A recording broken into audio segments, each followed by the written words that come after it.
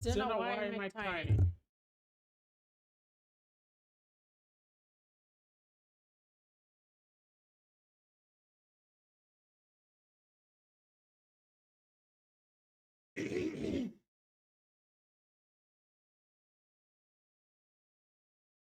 Zena, what is this game? English? Whatever. No, of course. No, of course I have.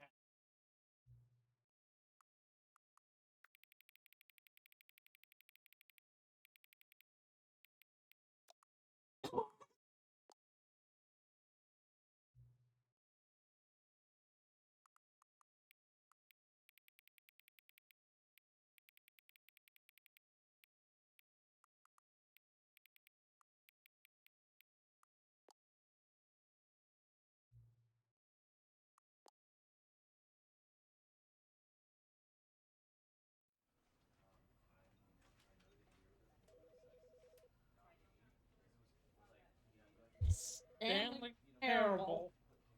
Zena, what the hell is this game?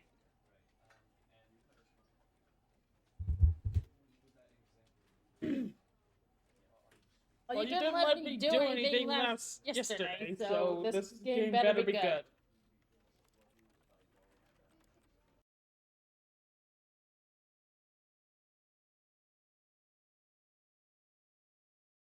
This is the story of a man named Stanley.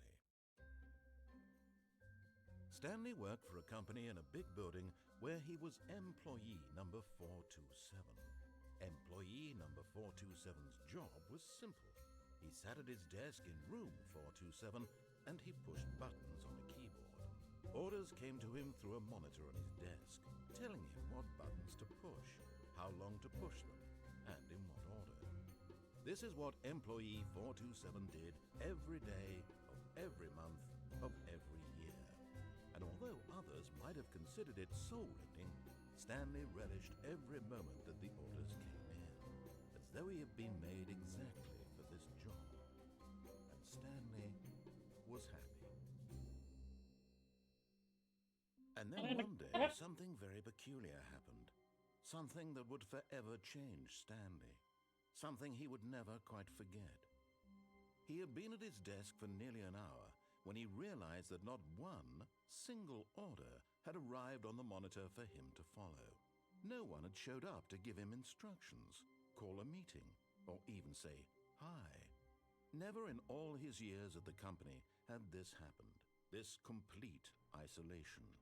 Something was very clearly wrong. Shocked, frozen solid, Stanley found himself unable to move for the longest time.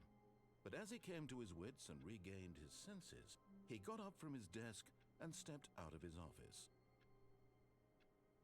I'm playing a man whose job is, for who knows how long, was to just sit at his desk and press buttons in a certain order for a certain amount of time, for who knows how long, and he sat at his desk for an hour, not realizing that nothing came in, no orders, no nothing. What the hell is this game? What the hell are you making me play? Why are you giggling? What do you mean this is one of the greatest games? You're playing a character who's a moron.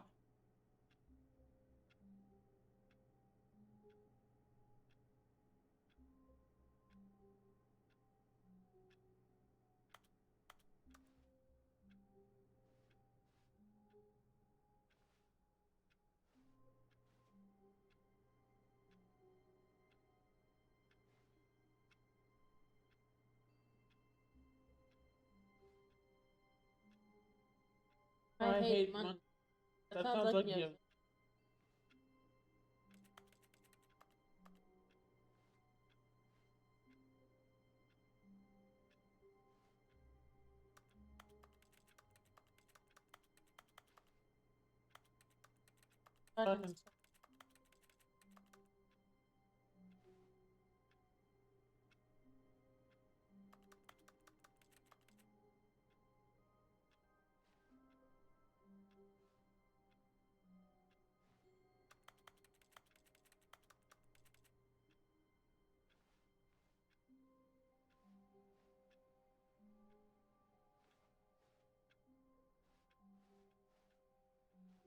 All of his co-workers were gone.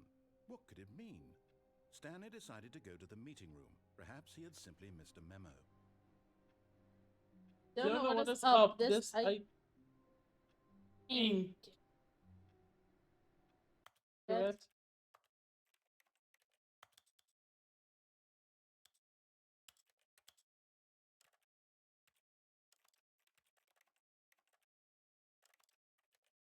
Thank you.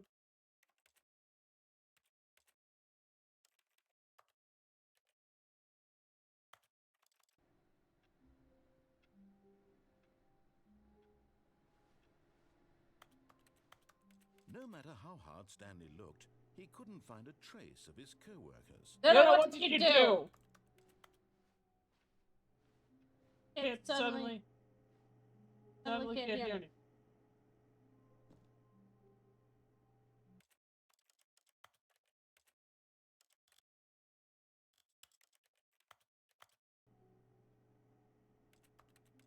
No, seriously, what did you do?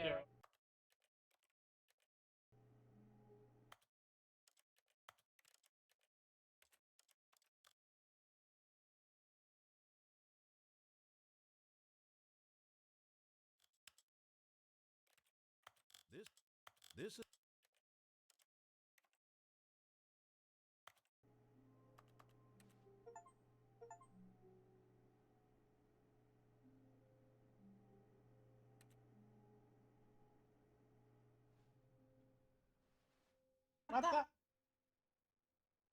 At first, Stanley assumed he'd broken the map until he heard this narration and realized it was part of the game. Okay, I broke the game. He then praised the game for its insightful and witty commentary into the nature of video game structure and its examination of structural narrative tropes.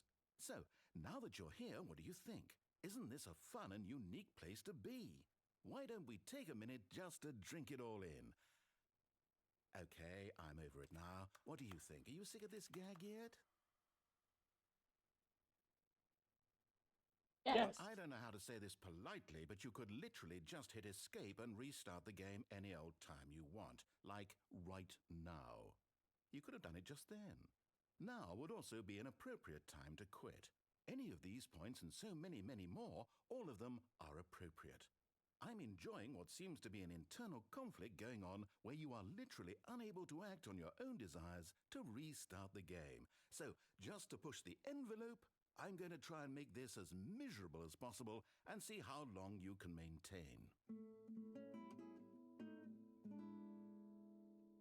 There once was a man named Stanley, who people... Did you just get someone to pay someone to mock me? Must be told, he was not very old and was quite particularly gangly.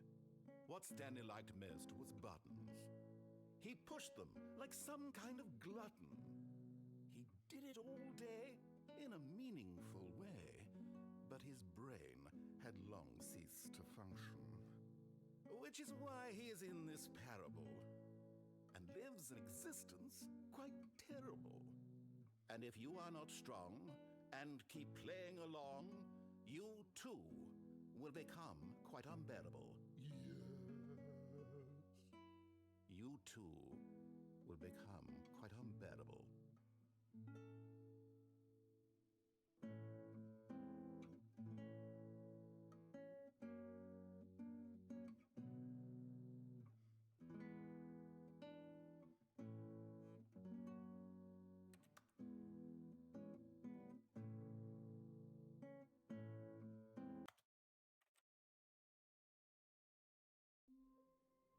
No, seriously, did you actually pay someone to make fun of me? What is this game?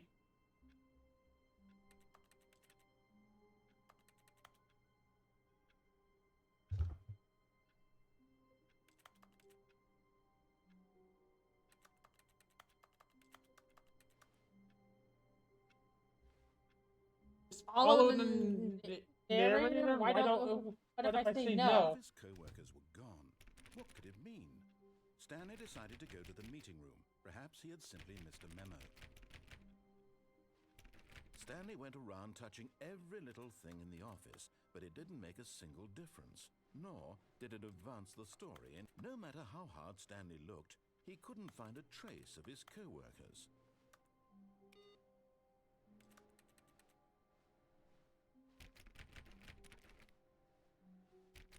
Oh, please. Are you really just doing this for the achievement? Click the door 5 times. Is that all that you think an achievement is worth? No. I can't just give these merits away for such little effort. A measly 5 clicks. Now suppose you were to click the door 20 times. I would say that's the kind of effort that warrants recognition. Okay. Shut up. I have to say, I'm still not feeling the satisfaction of witnessing true effort for a noble cause. Perhaps 50 clicks will do it. Yes, almost certainly 50 clicks. Okay. Why are you laughing back there? No, I'm still not feeling it. I want this achievement to have meant something. It has to be a true reward for valiant effort. I want to see some hustle, Stanley. I want to see commitment, a willingness to go all the way, no matter what the cost. Why don't you go put 20 clicks into door number 417?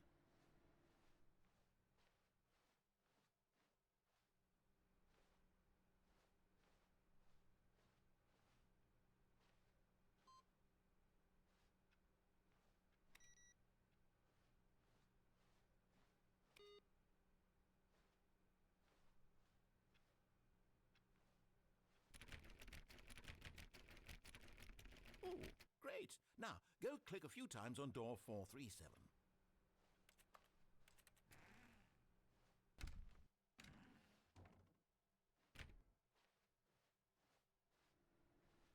Excellent. I think we're Where are getting these somewhere. rooms Now, door numbered? 415. Let's give it 10 clicks or so.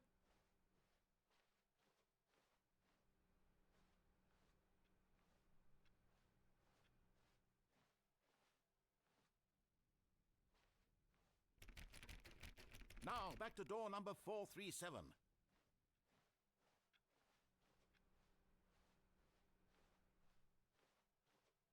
Let's see. How about you click on, well, I don't know, the copy machine. All right, back to room 417. I'm really feeling it now. I think we're getting somewhere.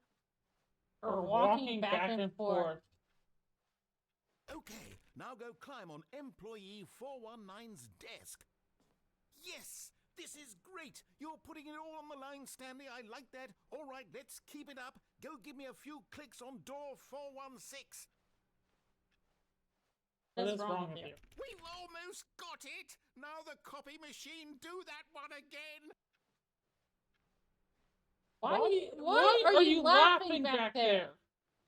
Finish it off, Stanley! 5 clicks on door 430! Yes! We did it! Oh, wow. That felt amazing. Oh, you really earned it, Stanley. Nothing could hold you back. Yes, I'm very proud of how far we've come today. Just think, only a few minutes ago, you believed an achievement was worth 5 little clicks. Really now, what were you thinking? You sure did pay some British guy to mock me? Because this just feels like mocking. Seriously, that's the last time I'm gonna listen to it.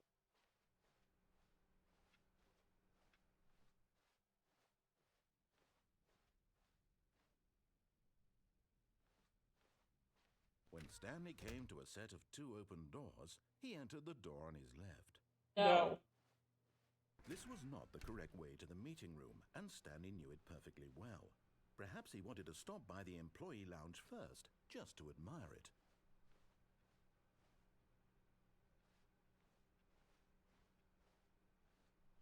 Ah, yes, truly a room worth admiring. It had really been worth the detour after all, just to spend a few moments here in this immaculate, beautifully constructed room. Stanley simply stood here, drinking it all in.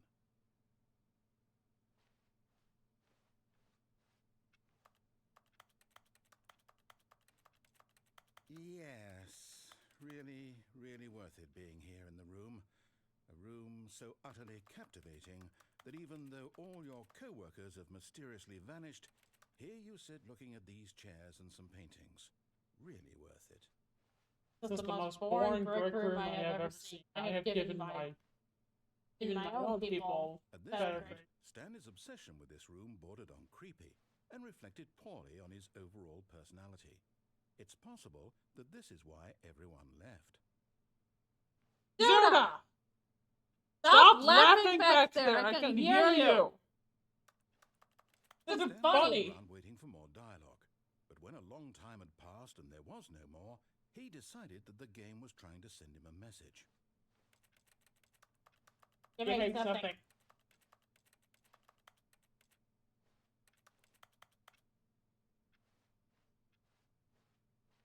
But at last, he'd had enough of the amazing room and took the first open door on his left to get back to business. And so he detoured through the maintenance section, walked straight ahead to the opposite door, and got back on track. Elevator.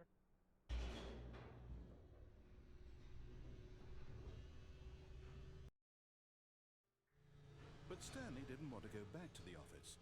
He wanted to wander about and get even further off track. So now in order to get back, he needed to go, from here, it's, left.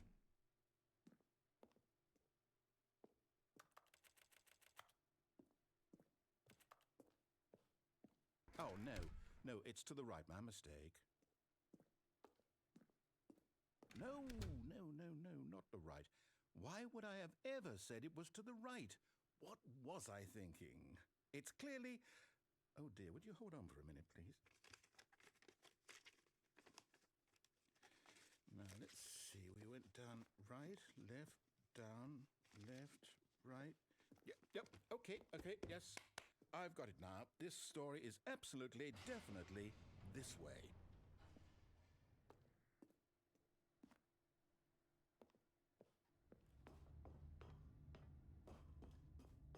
No. This isn't right at all. You're not supposed to be here yet. This is all a spoiler. Quick, Stanley, close your eyes. Okay. We just have to get back to, who am I kidding? It's all rubbish now. The whole story completely unusable. How about, rather than waste my time trying to salvage this nonsense, we'll just restart the game from the beginning. And this time, suppose we don't wander so far off track, Okay, from the top.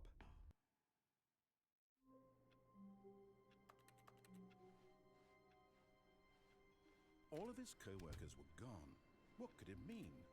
Stanley decided to go to the meeting room. Perhaps he had simply missed a memo.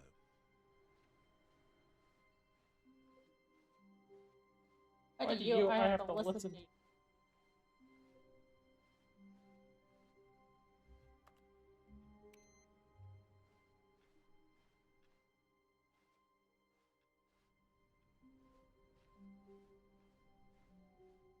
When Stanley... Wait, what? No, I restarted. I swear, I definitely restarted the game over, completely fresh. Everything should be... Or did something change? Stanley, did you change anything when we were back in that room with all the monitors? Did you move the story somewhere, or... Hold on. Why am I asking you? I'm the one who wrote the story. It was right here just a minute ago. These windows Sure work. that it's here somewhere. Okay, then. It's an adventure. Come, Stanley.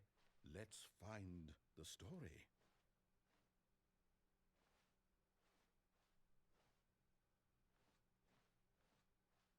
Terms don't make sense.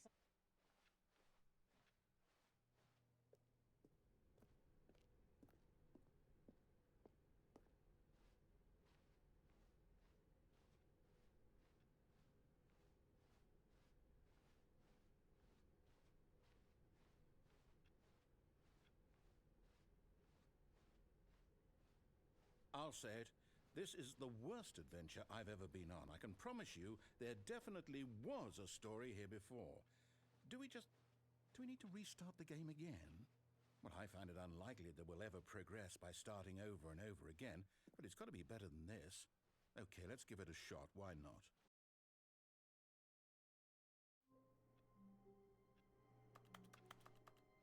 Stop it! All of his co-workers were gone. What could it mean? Stanley decided to go to the meeting room. Perhaps he had simply missed a memo.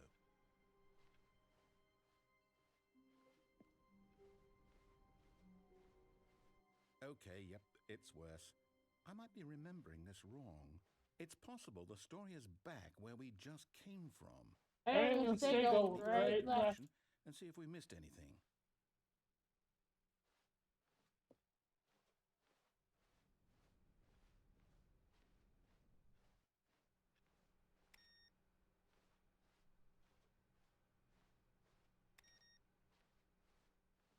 Aha! I knew we'd miss something. The story. Here it comes.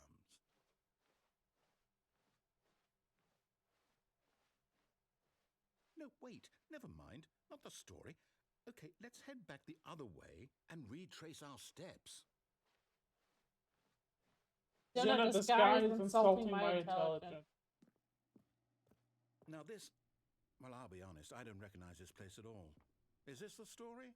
I don't think so. I can't quite recall, but I believe my story took place in an office building. Is that correct? Do you remember, Stanley? Well, do you know what? Since I've completely forgotten what we were supposed to be doing, how about this? You win! Congratulations! I know you put in a lot of hard work, and it really paid off, so good job. Oh, Stop laughing back there, Jenna. I don't feel right about this at all. We both know you didn't put in any actual work for that win. Some people win fair and square, and this was not one of those situations. Okay, I'm getting weirded out by whatever this place is. I don't care what might happen this time. I have to restart.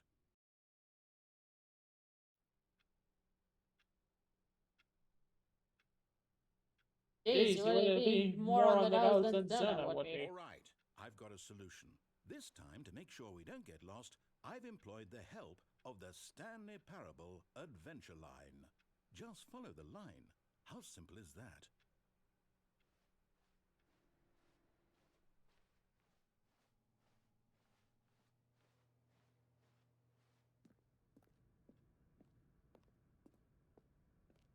You see? The line knows where the story is. It's over in this direction. Onward, Stanley, to destiny. Though, here's a thought. Wouldn't wherever we end up be our destination, even if there's no story there? Or to put it another way, is the story of no destination still a story? Simply by the act of moving forward, are we implying a journey such that a destination is inevitably conjured into being via the very manifestation of the nature of life itself? Whoa. Hang on. That got a bit weird back there. Well, I'd like to apologize. Not sure where I was going with all that. You know what? I think what we need right now is a bit of music to lighten the mood.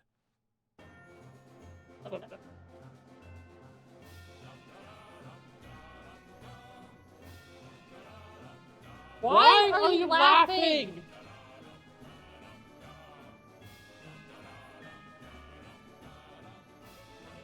Am I having a seizure?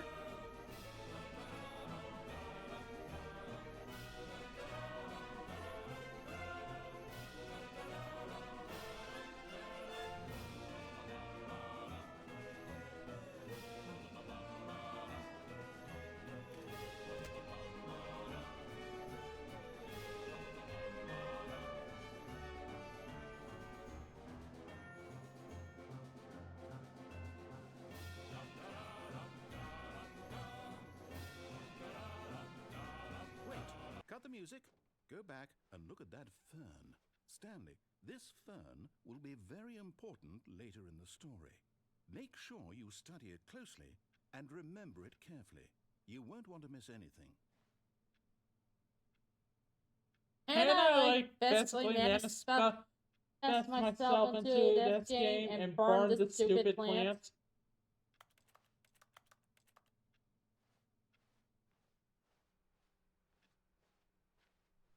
Wait, what? We're back at the office? No. Line, you do know we're looking for the Stanley Parable, right? The story? Is any of this ringing a bell? Oh, no, not again. Line, how could you have done this to us? And after we trusted you, after everything we've been through, you Oh, I can't take this anymore. To hell with it. Restart.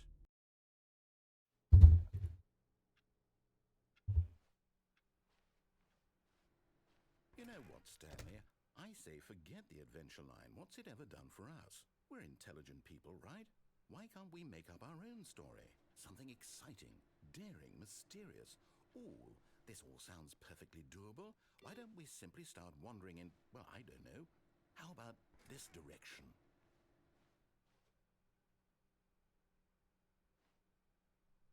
Now, there aren't really office places in here, but I'm pretty sure this isn't how offices work.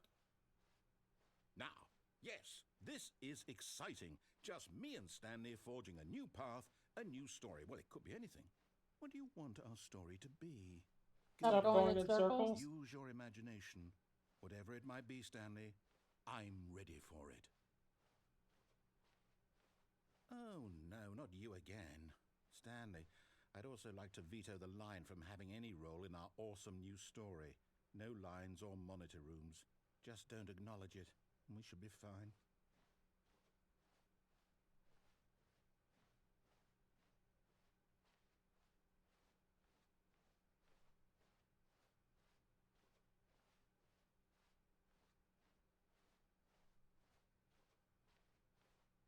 Ah, a choice. We get to make a decision. From here, the story is in our control. How important we mustn't squander the opportunity. In fact, I believe I need a minute to think here. Just walk in circles for a minute. Okay, so I know that each door has to lead somewhere, which means that somewhere, the place where we're trying to go, there must be a reverse door that leads here. And that in turn means that our destination corresponds with the counter-inverted reverse door's origin.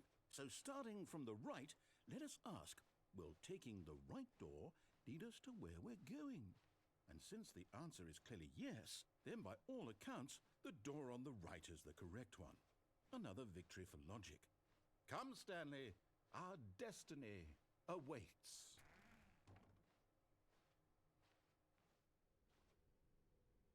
Hold up, what's this? The confusion ending.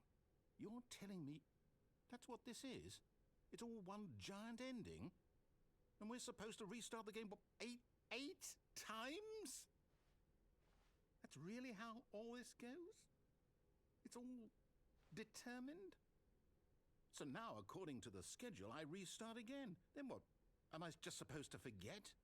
Well, what if I don't want to forget? My mind goes blank simply because it's written here on this thing, wall. Well, who consulted me? Why don't I get to decide? Why don't I get a say in all of this? Is it really? Shut up. No, it can't be. I don't want it to be. I don't want the game to keep restarting. I don't want to forget what's going on. I don't want to be trapped like this. I won't restart the game. I won't do it. I won't do it. I won't do it. And the timer stopped? Does that mean, did we do it? Did we break the cycle? Whatever it is that made this schedule? How would we even know? Will someone come for us? Will something happen? So, okay. I guess now we just wait, you know. I suppose in some way that this is a kind of story, wouldn't you agree? I'm not quite sure if we're in the destination or the journey, though they're always saying that life is about the journey and not the destination. So I hope that's where we are right now.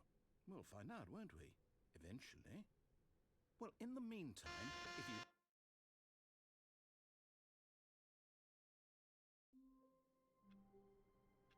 Zena, again, what the hell is this game? All of his co-workers were gone. What could it mean? Stanley decided to go to the meeting room. Perhaps he had simply missed a memo.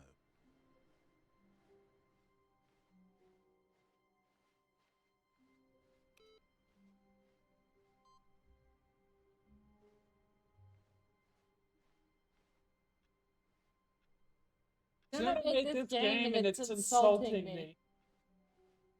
And everyone will shut up.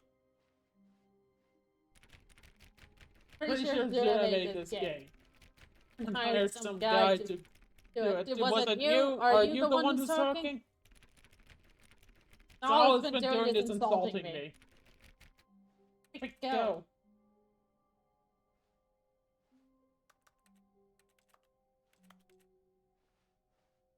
When Stanley came to a set of 2 open doors, Shut up. this was not the correct way to the meeting room, and Stanley knew it perfectly well. Perhaps he wanted to stop by the employee lounge first, just to admire it. Wow. Yes. This room. What a beautiful room. What a gorgeous... No kidding. Thank goodness Stanley had taken this detour on his way to the meeting room. Life without having experienced this room was now too horrible even to consider. Shut up. But eager to get back to business, Stanley took the first open door on his left. Stanley was so bad at following directions, it's incredible he wasn't fired years ago. Now what?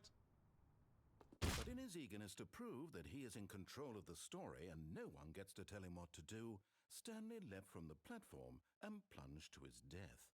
Good job, Stanley. Everyone thinks you are very powerful.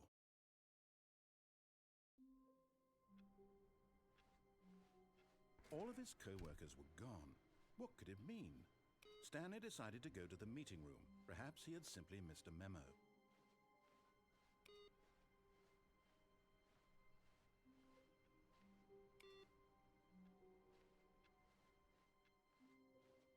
Thank you. Thank you very much. I know I'm very powerful.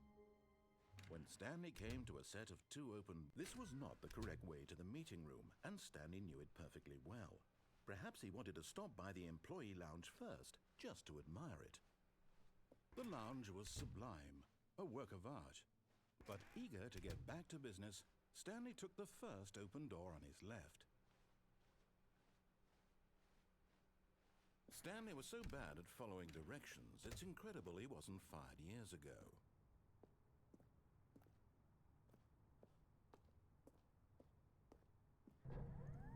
Look, Stanley, I think perhaps we've gotten off on the wrong foot here. I'm not your enemy, really, I'm not. I realize that investing your trust in someone else can be difficult, but the fact is that the story has been about nothing but you all this time. There's someone you've been neglecting, Stanley. Someone you've forgotten about. What? Really?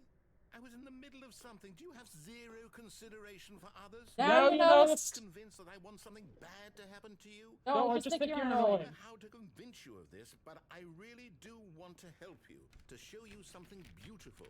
Look, let me prove it. Let me prove that I'm on your side. Give me a chance.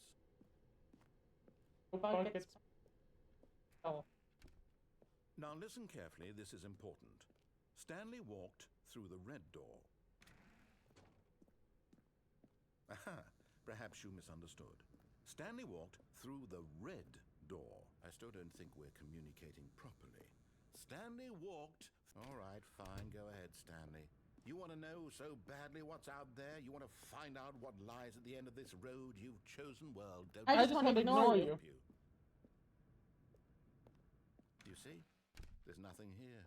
I haven't even finished building this section of the map because you weren't supposed to be here in the first place. Broken rooms, exposed developer textures. Is this what you had wanted? Was it worth ruining the entire story I had written out specifically for you? I'm just doing this because of time into that. You're insulting And me. in the end, it was all for nothing, because this is what you wanted to see. Help me here, Stanley. Help elucidate these strange and unknowable desires of yours. What would have made this game better? You're What shutting do you up. want to see? Vehicles? Skill trees? Work with me. You've given me absolutely nothing so far. Tell you what, let me take a stab in the dark at a new design and you can give me some feedback. There we go. A third option. This already feels leaps ahead of where we were before. Go ahead, Stanley. No. Take it for a spin. No, I'm not. Okay, I'm going to stop you there. Now, tell me about your experience with this new version. Would you say that the game benefited from allowing you more choices? Feel free to be honest. I'm looking for some real critical feedback here. A 1? I mean, I can understand if you had reservations, you saw ways the game could be improved to more fully express itself mechanically and artistically, but a 1? That's not even helpful. What am I supposed to do with that? But I guess it isn't my place to judge. Here, based on the data from your previous playthrough, I've compiled a new version. And to be perfectly candid, I think I've knocked it out of the park with this one. Let's take a look.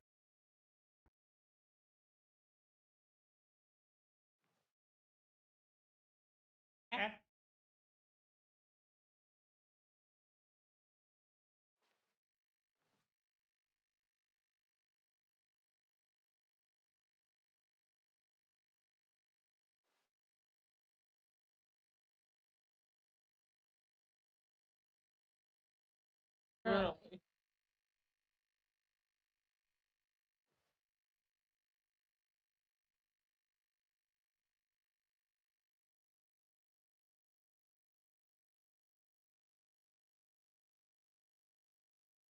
It just seems to like to insult me. That's all I'm seeing. What is anime? Now, would you say that competitive leaderboard helped you feel motivated to keep walking through doors? Again, honest answers, please. I'm only motivated because Zuna. Hey, I nearly forgot. I've got a prototype of a new game I've been working on, and now would be a lovely opportunity to give it some playtesting. You wouldn't mind taking a look at it, would you? Perfect. Let me boot it up. Sure, I can stop hearing your voice. In this game, the baby crawls left towards danger. You click the button to move him back to the right, and if he reaches the fire, you fail.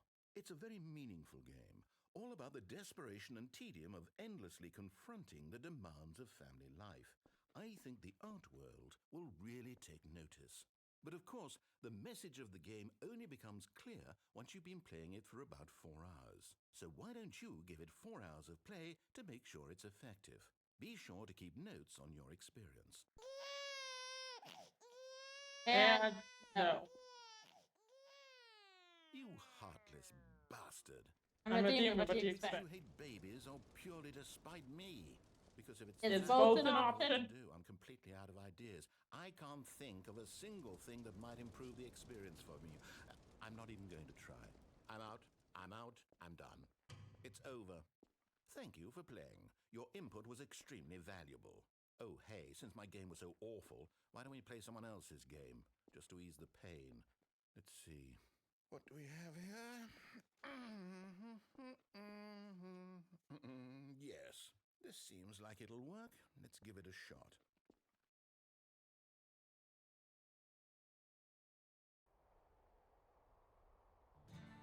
Aha! Fascinating. What do you think this game is about, Stanley? What's our backstory? What is our motivation? Well, it seems obvious to me that you are meant to play as a creepy man spying on innocent civilians below you from up high in your creep tower, perhaps for some sort of twisted erotic purpose. Hey, it's not even. That must be it.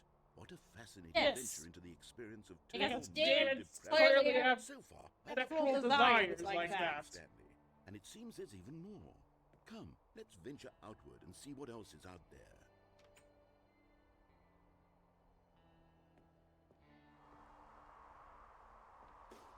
Copiate? What the hell is copiate? Making Zuna laugh, so what the hell is it?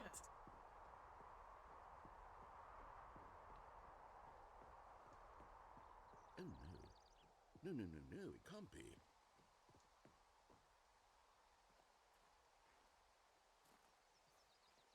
It is. It's an open world game. Good God, quickly block it off. Oh, thank goodness, Stanley. What a close call. You nearly wandered off into that thing. That big, open, just wandering around. No right or wrong directions. No path to follow. You can just go in any... Oh, thank heavens we avoided it. We're out of the woods now, Stanley. Okay, I'm going to get us out of here. Let's find another game. No, there's a hole here. Walls. Something with nice, big, Come on. insurmountable walls. Okay, I think this will be just the thing.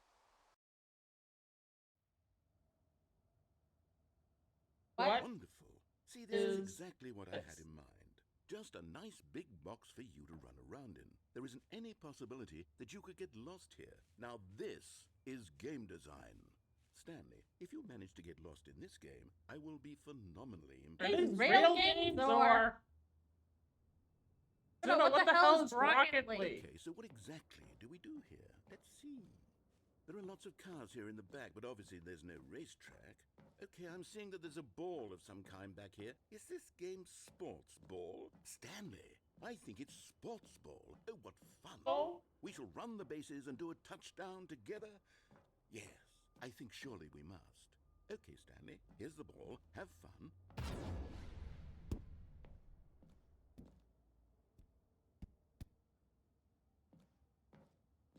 Understand this is Rocket League. Are you doing it? Are you winning? Is this fun? Is it better than my miserable little story that I worked so hard on? I was just doing it to piss you off. And I realize I'm not a sportsologist, but if one ball generates a certain amount of raw adrenal pleasure, then surely multiple balls makes for an even more euphoric sports experience. I'm going to try it out. Here comes another ball.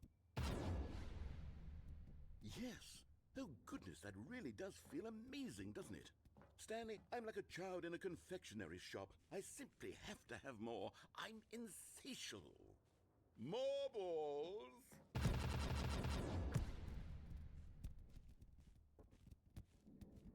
Yeah, like they're supposed to. Okay.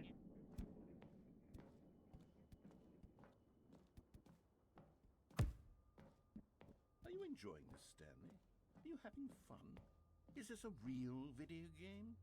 Well, I sure hope you're having a good time, because guess what? It's over. That's right. Your little fun comes to an end. This is my game, and what I say goes. You get to have fun when I let you, Stanley. Besides, you need someone like me to set boundaries for you. That's similar to. Boundaries, video games are nothing. Yes, that's what I am. I am. Can you shut up?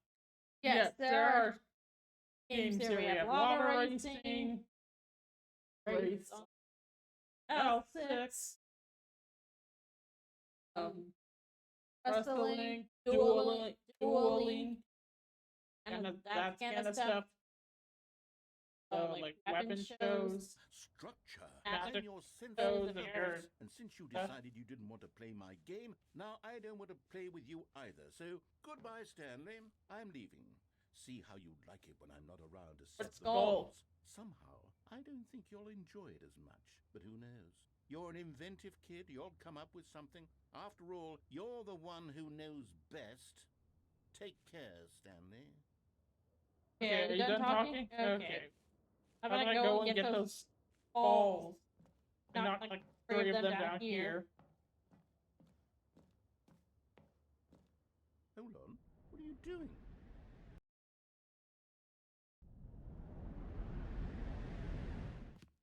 Stanley, don't do that. I can't follow you there. I can't help you. How will you write a story without me? You can't do it. You know that. Stanley, come back. You told me to fuck off.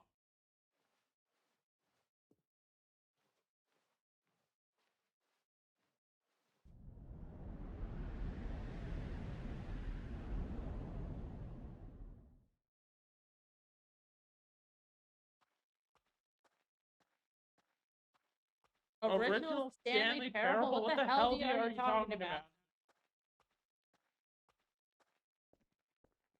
The original Stanley Parable was made in a game called Gmod? What the hell is Gmod? Thinking an alien.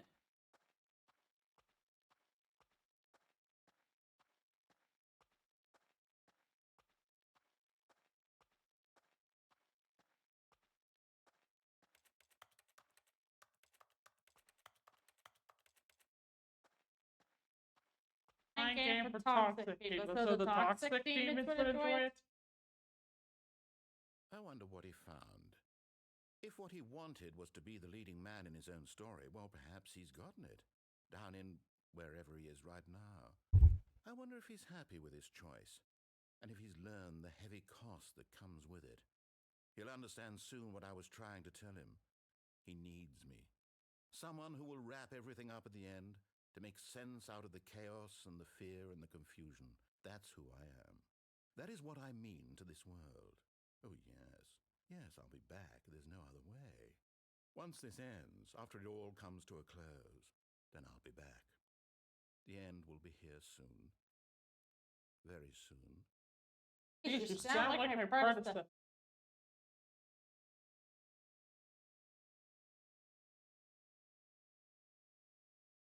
We don't have cars.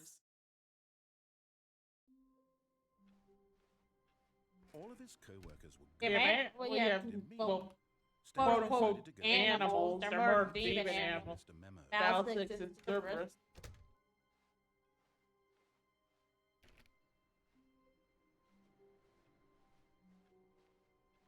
Stanley went around touching every little thing in the office, but it didn't make a single difference, nor did it advance the story in any way.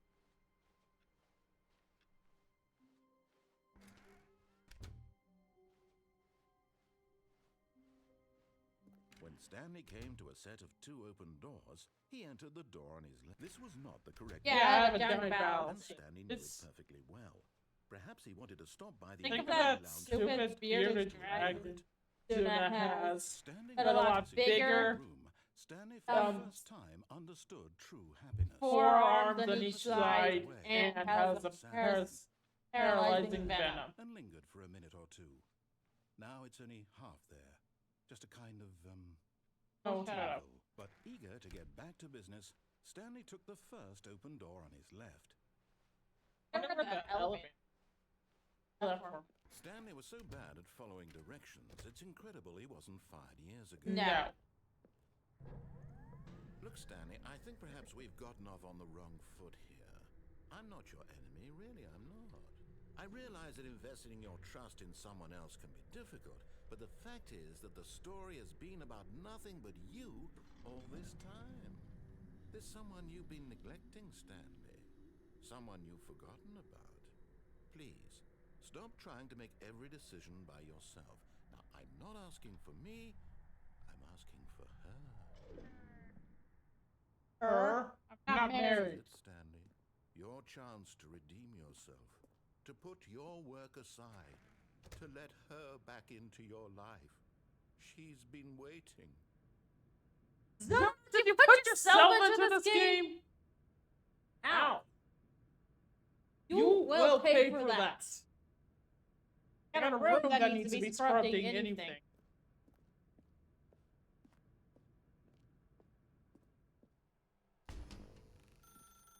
That's her, Stanley. You need to be the one to do this. Oh, no, you can't. Did you just unplug the phone? Yes, it was stupid. I'm not listening. How did you do that? You actually chose incorrectly? I didn't even know that was possible. Let me double check. No, it's definitely here, clear as day. Stanley picks up the phone. He's taken to his apartment where he finds his wife, and the two pledge themselves to one another. Music comes in, fade to white, roll credits. Not picking up the phone is actually somehow an incorrect course of action. How is that even possible? None of these decisions were supposed to mean anything. I don't understand. How on earth are you making meaningful choices? What did you... Wait a second. Did I just see... No, that's not possible. I can't believe it. How had I not noticed it sooner? You're not Stanley. You're a real person. Oh, shit. I can't believe I was so mistaken. This is why you've been able to make correct and incorrect choices. And to think I've been letting you run around in this game for so long. If you'd made any more wrong choices, you might have negated it entirely. It's as though you completely ignored even the most basic safety protocol for real-world decision-making. What are you babbling about? The severity of the situation. Well, I won't have that kind of risk on my watch. I'm going to stop the game for a moment so we can educate you properly on safe decision-making in the real world. Please observe this helpful instructional video. What the hell are you yapping about? Choice. It's the best part of being a real person. But if used incorrectly, can also be the most dangerous. For example, in this scenario, a hypothetical real person named Rupert has a choice. He could invent a machine that eliminates food shortages across the world to make life better for all people. Or he could spend years of hard work forgetting how to read. Which choice would you make? Remember that unlike here, the real world makes sense, and at no time should you make a choice that does not conform to rational logic. If you find yourself speaking with a person who does not make sense, in all likelihood, that person is not real. Allow the person to finish their thought, then provide an excuse why you cannot continue talking. Turn to a partner and practice saying, "My goodness, is it 4:30? I'm supposed to be having a back, sack, and crack." Excellent. Making choices on a regular basis is the best part to a healthy decision-making process. Most medical professionals recommend making at least 8 choices per day. Do you make more than 8? Less? And finally, if you begin to wonder if your choices are actually meaningful and whether you'll ever make a significant contribution to the world, just remember that in the vast infiniteness of space, your thoughts and problems are materially insignificant. I'm a lord. Feeling should subside. At this time, your instructor will guide you in an exercise to test and reinforce the material covered in this video. Welcome back. You may have noticed that this room has begun to deteriorate as a result of narrative contradiction. But not to worry. Now that you're properly informed on good decision-making, we're going to revisit a choice you made just a few minutes ago and see what the correct thing to do would have been. This way, please. Deteriorating. Am I sure you didn't just start throwing shit everywhere to fit it right? Because I told you to shut up.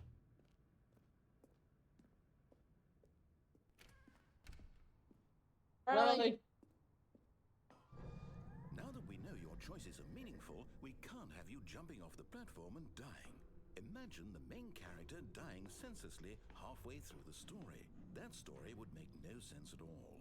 We just need to get you home. And he's not the main character. Before the narrative contradiction gets any worse. Unfortunately, it seems this place is not well equipped to deal with reality.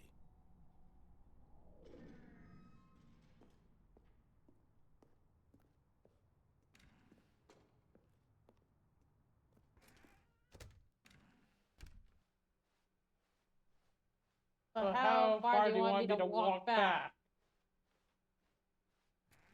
Almost there. You'll take the door on the left, back to the correct ending, the story will have resolution once again, and you'll be home free in the real world. Now remember, all you need to do is behave exactly as Stanley would. I'm not Stanley, though. Choosing responsibly and always putting the story first. I'm quite sure you'll be up to the task. Just follow my lead and you'll be fine. All right. When Stanley came to a set of 2 open doors, he entered the door on his left. No! Why did you do that? Quickly, hurry back in the other direction. Perhaps we're not too late.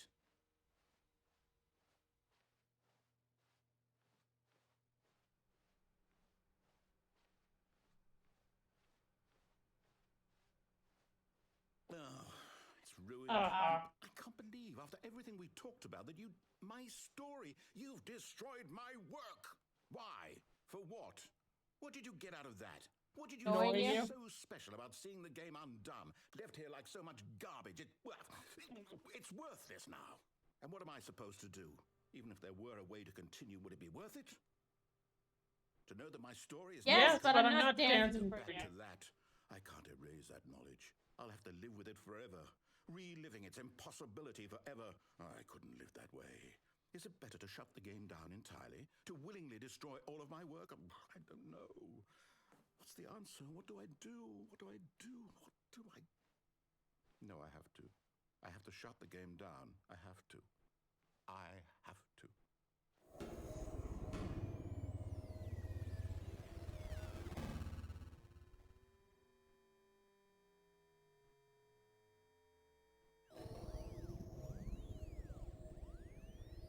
You sure you shut the game down? Oh, I'm here. I'm still here. Here in this pile of rubbish. With you. You, who thought you were so clever. Now look where we are. My entire game is destroyed. It's the only thing in the world that was mine, and you've run it into the ground. What, did you think that would be funny? You just had to see? Didn't I impress upon you how important it was to be like Stanley? No. He actually knows how to do what I tell him to. He understands that if I say to do something, there's a damn good reason for it. That thought hadn't even occurred to you, had it? That there's a world outside of you? Oh my gosh. I am not a child. I am 700 years old. If you'd just gone through the door on the left, you would have seen it. There was a whole underground facility. You would have destroyed it and been victorious. It would have been so perfect. I worked so hard on it. I tried No, so not hard shy. Behave exactly as Stanley would. That means choosing responsibly and always putting the story first. I'm quite sure you'll be up to the task. Just follow my lead and you'll be fine. All right. When Stanley came to a set of 2 open doors, he entered the door on his left. No! Why did you do that? Quickly, hurry back. Behave exactly as Stanley would. That means choosing responsibly and always putting... Are you throwing a temper I'm tantrum? quite sure you'll be up to the task. Just follow my lead and you'll be fine. All right. When Stanley came to a set of 2 open doors, he entered the door on his left.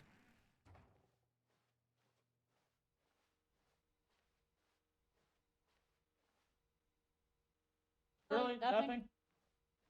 Why did you do that? Quickly, hurry back. Behave exactly as Stanley would. That means choosing responsibly and always putting the story first. I'm quite sure you'll be up to the task. Just follow my lead and you'll be fine. I guess I have to listen to him, otherwise I'm going to be stuck in this stupid loop. 2 open doors, he entered the door on his left. Fine, you happy?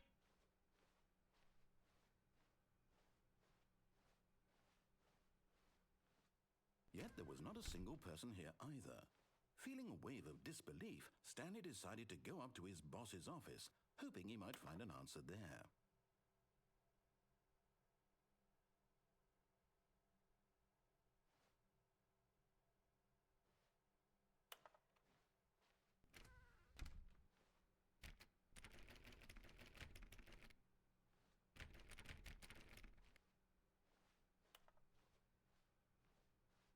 Coming to a staircase, Stanley walked upstairs to his boss's office.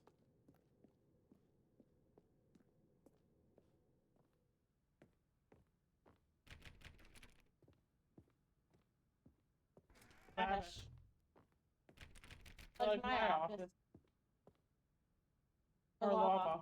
And guess what you guys would say to me? Stepping inside his manager's office, Stanley was once again stunned to discover not an indication of any human life. Shocked, unraveled, Stanley wondered in disbelief who orchestrated this, until he saw the door with a voice receiver next to it. Surely behind this door lay all the answers to his questions. And beyond all probability, he knew the passcode. He had seen it on his boss's computer just last week. Nightshark 115. Was this the code to open the door? Would it still work? There was only one way to find out. Stanley had been trained never to speak up, but now he would draw from within himself the courage to face the unknown. He drew a sharp breath and then spoke the code. Nightshark 115. Actually, it does not work.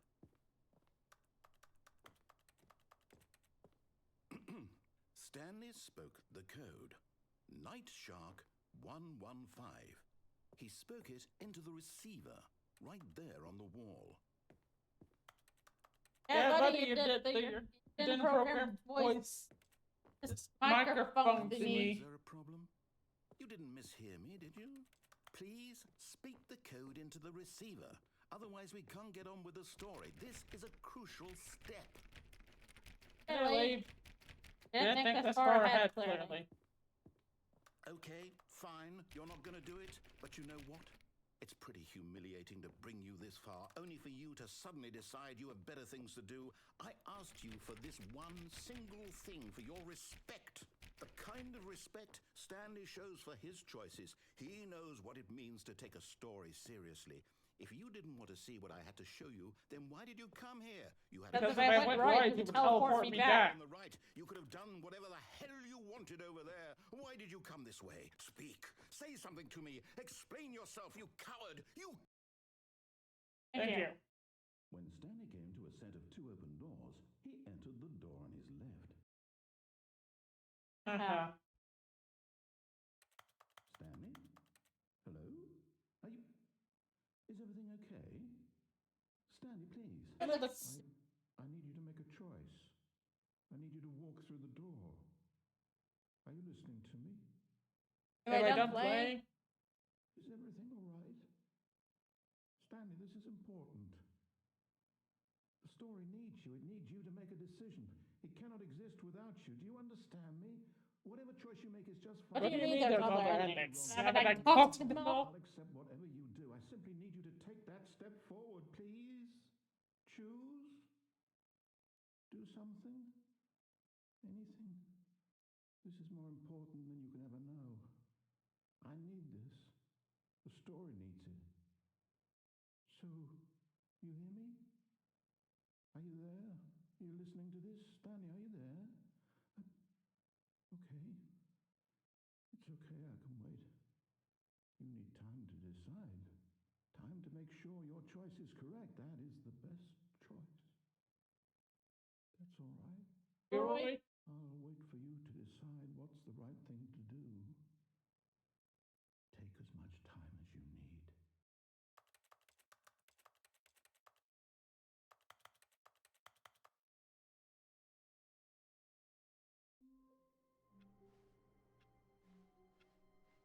All of his co-workers were gone. What could it mean? Stanley decided to go to the meeting room. Perhaps he had simply missed a memo.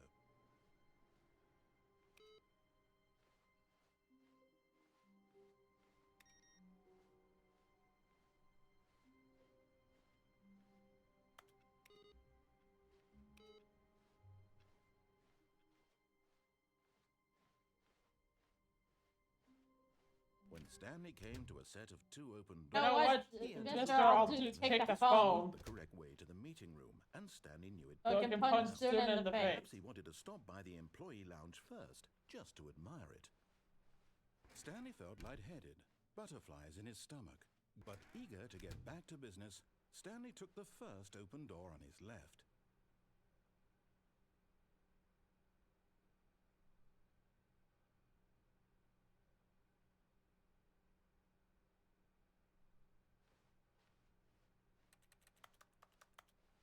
Stanley was so bad at following directions, it's incredible he wasn't fired years ago. Look, Stanley, I think perhaps we've gotten off on the wrong foot here. I'll listen to you. I'm not... I'll go into there and do the blue door. Then I'll take the phone, so you can shut up. It's been about nothing but you all this time. There's someone you've been neglecting, Stanley. Someone you've forgotten about. Please, stop trying to make every decision by yourself. Now, I'm not asking for me. I'm asking for her. This is it, Stanley. Your chance to redeem yourself. To put your work aside.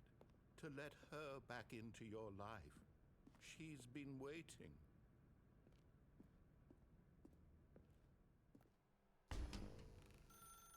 That's her, Stanley. You need to be the one to do this. To reach out to her. If you can truly place your faith in another, then pick up the phone.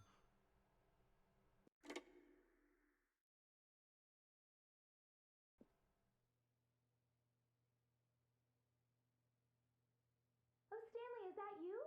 Hold on, sweetie. Sorry to keep you waiting. I'm just pulling the bread out of the oven. All right. Okay, there we go. All right, now, I want you to come in and tell me all about your day. Gotcha. Oh, not come that. on. Did you Looks actually like think her. you had a loving wife who'd want to commit their life to you? I'm trying to make a point here, Stanley. I'm trying to get you to see something. Come inside. Let me show you what's really going on here. This is a very sad story about the death of a man named Stanley. Stanley is quite a boring fellow. He has a job that demands nothing of him, and every button that he pushes is a reminder of the inconsequential nature of his existence. Look at him there, pushing buttons, doing exactly what he's told to do. Now he's pushing a button. Now he's eating lunch. Now he's going home. Now he's coming back to work. One might even feel sorry for him, except that he's chosen this life. I gained this. But in his mind, he can go on fantastic adventures. From behind his desk, Stanley dreamed of wild expeditions into the unknown. Fantastic experiences of new lands. It was wonderful. And each day that he returned to work was a reminder that none of it would ever happen to him. And so he began to fantasize about his own job. First, he imagined that one day while at work, he stepped up from his desk to realize that all of his co-workers, his boss, everyone in the building had suddenly vanished off the face of the earth. The thought excited him terribly.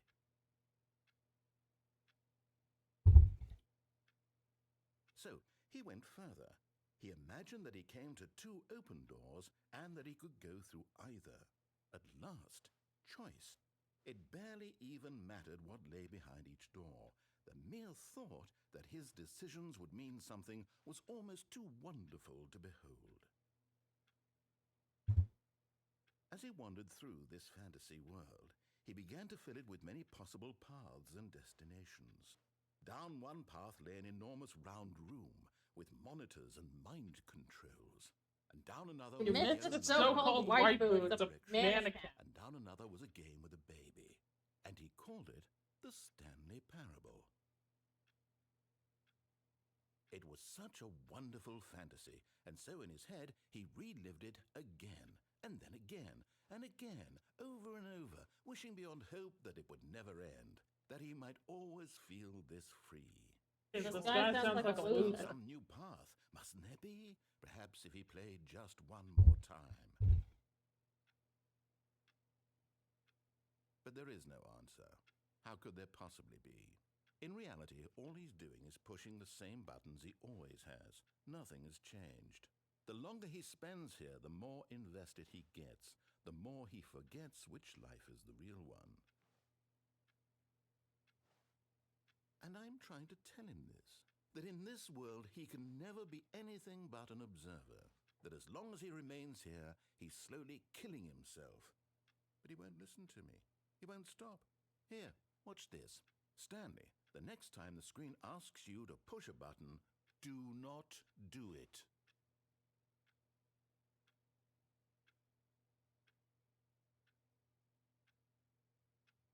You see? Can he just not hear me? How can I tell him in a way that he'll understand that every second he remains here, he's electing to kill himself? How can I get him to see what I see? How can I make him look at himself? I suppose I can't, not in the way I want him to. But I don't make the rules. I simply play to my intended purpose, the same as Stanley. We're not so different, I suppose. I'll try once more to convey all this to him. I'm compelled to. I must. Perhaps, well, maybe this time he'll see. Maybe this time. And I tried again. Please die. Pushed a button. And I tried again. And Stanley pushed a button. And I tried.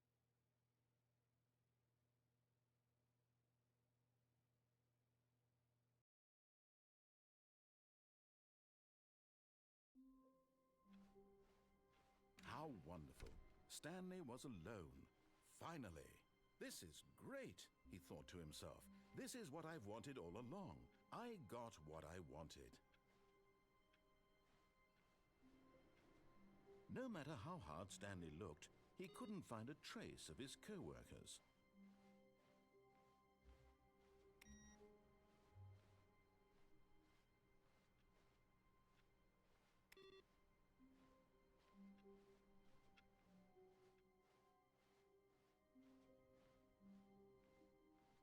When Stanley came to a set of 2 open doors, this was not the correct way to the meeting room, and Stanley knew it perfectly well. Perhaps he wanted to stop by the employee lounge first, just to admire it. The lounge was grand, majestic, perhaps, but eager to get back to business, Stanley took the first open door on his left. No.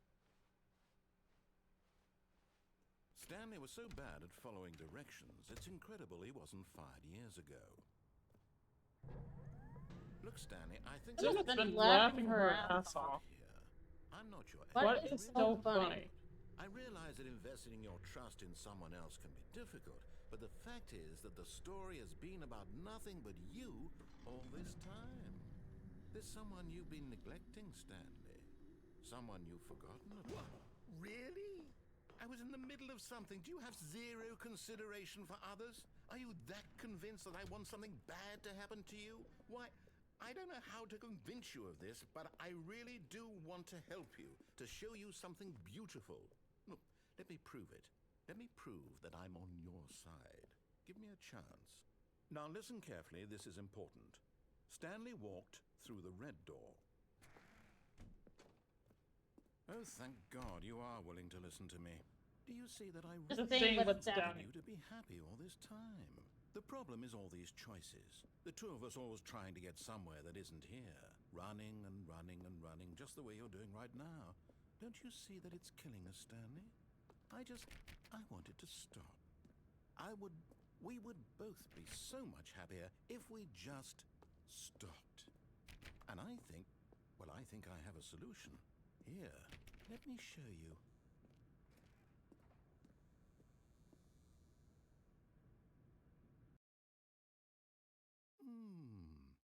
What do we want?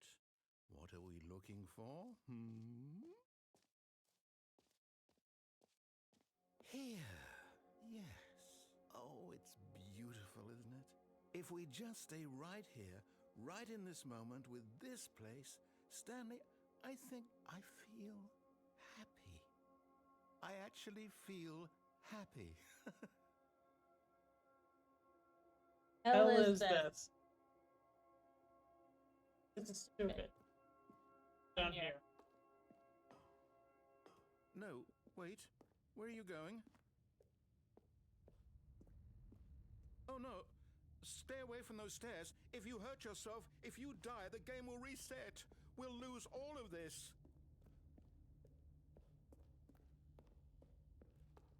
Please, no, Stanley, let me stay here. Don't take this from me. Please, Stanley, think. No! Oh, thank God. No. No, what are you doing, Stanley? Please, I'm asking you not to take this away from me. I can't go back to what I was before. If you die, we'll both go back. Why are you doing this? Well, you can go wherever you want. But it just means that Stanley, Rocket League let's level. go back to the other room. Can you do that? My God. Is this really how much you dislike my game? That you'll throw yourself from this platform over and over to be rid of it? You are literally willing to kill yourself to keep me from being happy. Am I reading the situation correctly? Real talk, this is actually kind of sad. Or maybe you're just getting a kick out of it. I don't know anymore. I just wanted us to get along. But I guess that was too much to ask. It looks like you wanted to make a choice after all. Well, this one is yours.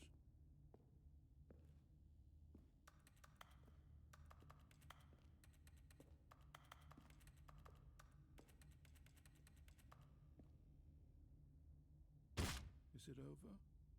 It's going to restart, isn't it? I'm going back.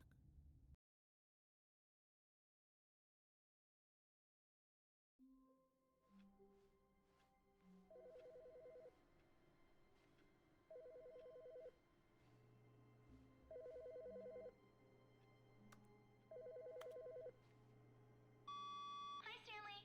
Just wanted to leave you a message to let you know there's a few things I need you to pick up on your way home from work today. We need milk, cereal, dish soap, spaghetti, get a thing of sugar, some bread, and coffee beans, whichever ones you like. I'll give you a call if there's anything I forgot. Thanks, sweetie. See you tonight. I didn't have one. Anakin.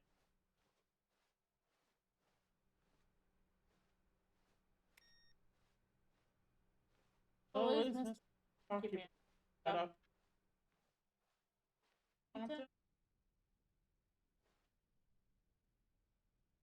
Oh. When Stanley came to a set of 2 open doors, he entered the door on his left. I mean, I've done everything I could do on the left. I actually have to listen to this guy now? Fuck you.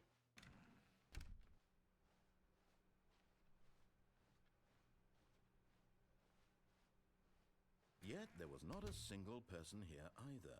Yeah. Feeling a wave of disbelief, Stanley decided to go up to his boss's office, hoping he might find an answer there. Stanley stepped into the broom closet, but there was nothing here, so he turned around and got back on track.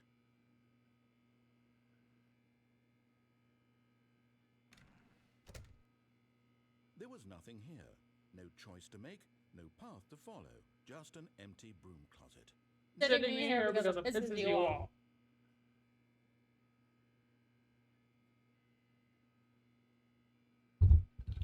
It was baffling that Stanley was still just sitting in the broom closet.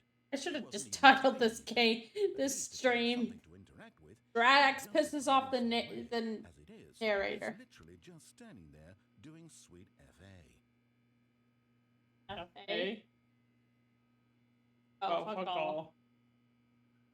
Are you really still in the broom closet? Standing around doing nothing? Why? Please offer me some explanation here. I'm Because it's pissing you off.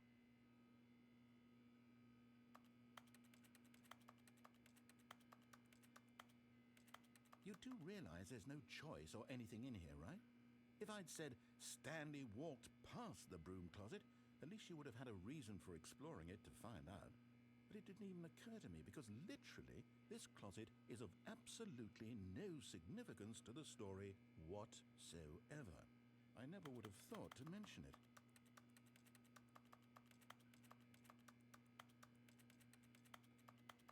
Maybe to you this is somehow its own branching path. Maybe when you go talk about this with your friend you'll say, "Oh, did you get the broom closet ending? The broom closet ending was my favorite." I hope your friends find this concerning.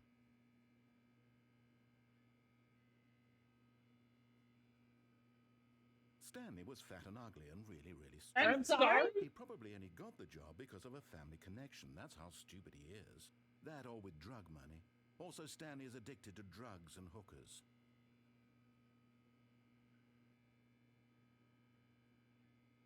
Well, I've come to a very definite conclusion about what's going on right now. You're dead. You got to this broom closet, explored it a bit, and were just about to leave because there's nothing here, when a physical malady of some sort shut down your central nervous system and you collapsed on the keyboard. Well, in a situation like this, the responsible thing is to alert someone nearby so as to ensure that your body is taken care of before it begins to decompose. Hello? Anyone who happens to be nearby? The person at this computer is dead. They have fallen prey to any number of your countless human physiological vulnerabilities. It's indicative of the long-term sustainability of your species. Please remove their corpse from the area and instruct another human to take their place, making sure they understand basic first-person video game mechanics and filling them in on the history of narrative tropes in video gaming, so that the irony and insightful commentary of this game is not lost on them. All right, when you've done that, just step out into the hallway. Zill's laughing. Really? Ah, second player. It's good to have you on board. I guarantee you can't do any worse than the person who came before you. You too? Unbelievable. I'm at the mercy of an entire species of invalids. Perhaps there's a monkey nearby you can hand the controls to. A fish? Fungus? Look, you can hammer out the details. I'm not particularly picky. I'll just be waiting for when you're ready to pick up the story again.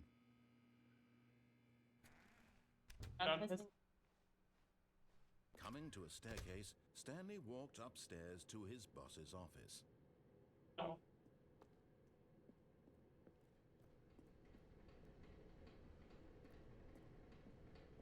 But Stanley just couldn't do it.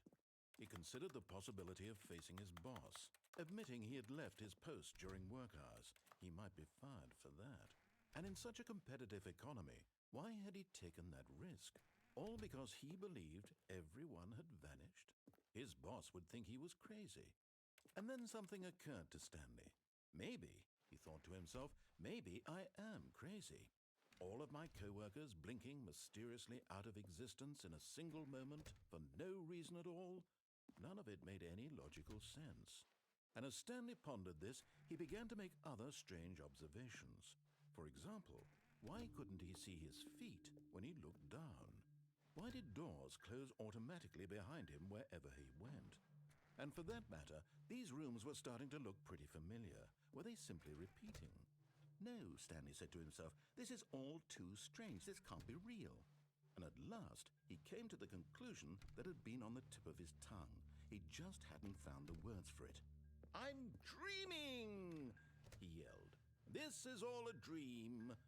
Oh, what a relief Stanley felt to have finally found an answer, an explanation. His co-workers weren't actually gone. He wasn't going to lose his job. He wasn't crazy after all. And he thought to himself, I suppose I'll wake up soon. I'll have to go back to my boring real-life job pushing buttons. I may as well enjoy this while I'm still lucid. So, he imagined himself flying and began to gently float above the ground.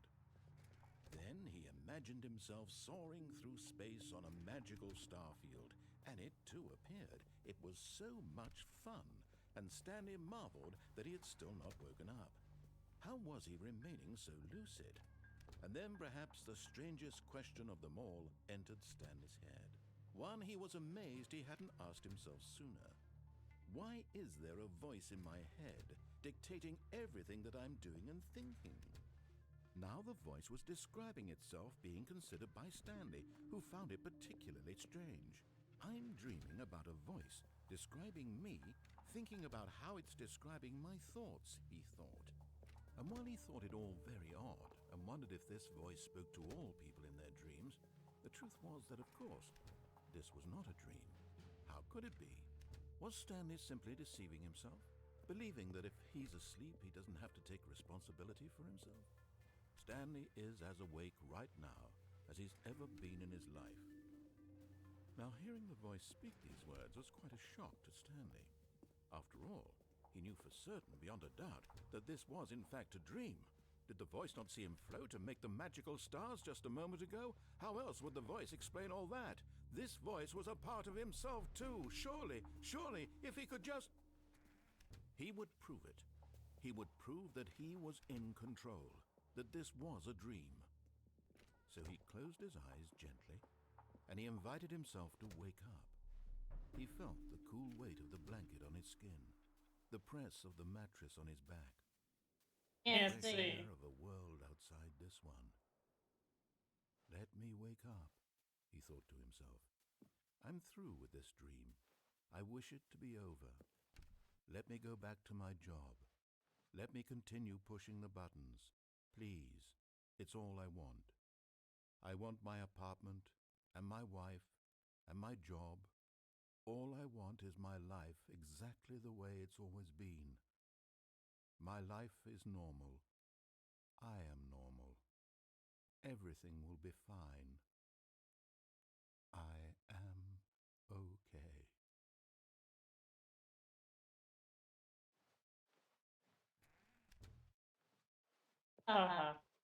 Stanley began screaming. Please, someone, wake me up. My name is Stanley. I have a boss. I have an office. I am real. Please, just someone tell me I am real. I must be real. I must be. Can anyone hear my voice? Who am I? Who am I? And everything went black. Okay. This is the story of a woman named Mariella. Mariella woke up on a day like any other. She arose, got dressed, gathered her belongings, and walked to her place of work. But on this particular day, her walk was interrupted by the body of a man who had stumbled through town talking and screaming to himself, and then collapsed dead on the sidewalk. And although she would soon turn to go call for an ambulance, For just a few brief moments, she considered the strange man. He was obviously crazy, this much she knew. Everyone knows what crazy people look like. And in that moment, she thought to herself how lucky she was to be normal. I am sane. I am in control of my mind. I know what is real and what isn't. It was comforting to think this, and in a certain way, seeing this man made her feel better. But then she remembered the meeting she had scheduled for that day, the very important people whose impressions of her would affect her career, and by extension, the rest of her life. She had no time for this, so it was only a moment that she stood there, staring down at the body. And then she turned and ran. All right.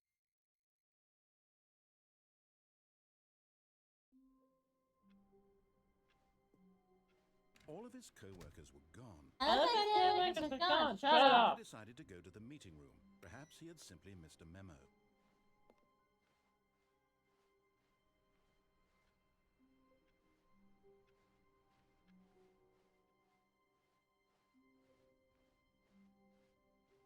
When Stanley came to a set of 2 open doors, he entered the door on his left.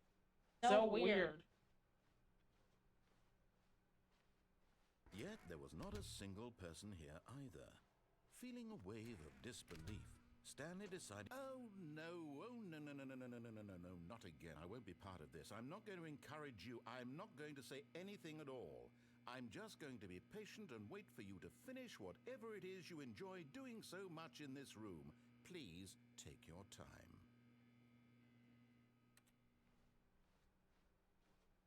Coming to a staircase, Stanley walked upstairs to his boss's office.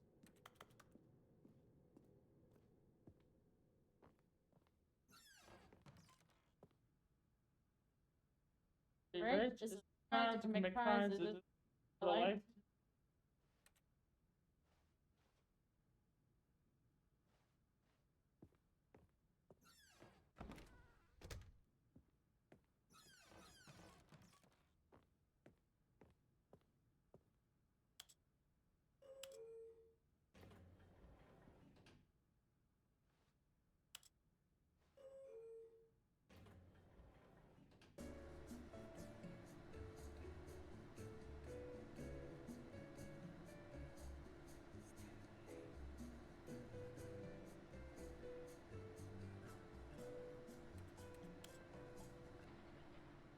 Yeah.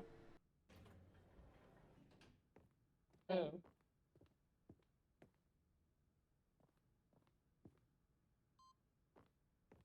Oh, what am I supposed to do there? Just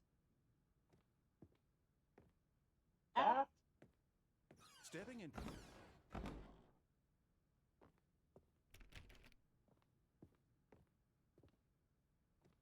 Just the narrator.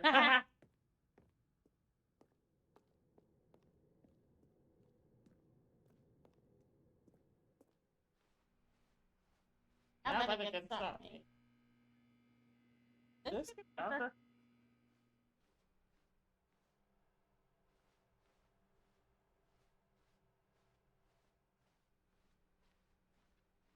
We're not here than bark in your ear.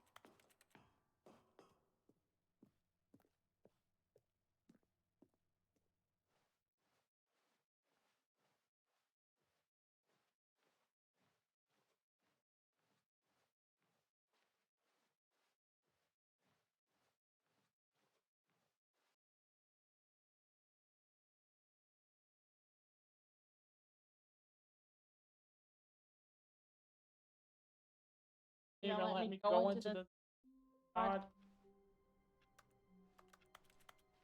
All of his co-workers were gone. What could it mean? Stanley decided to go to the meeting room. Perhaps he had simply missed a memo.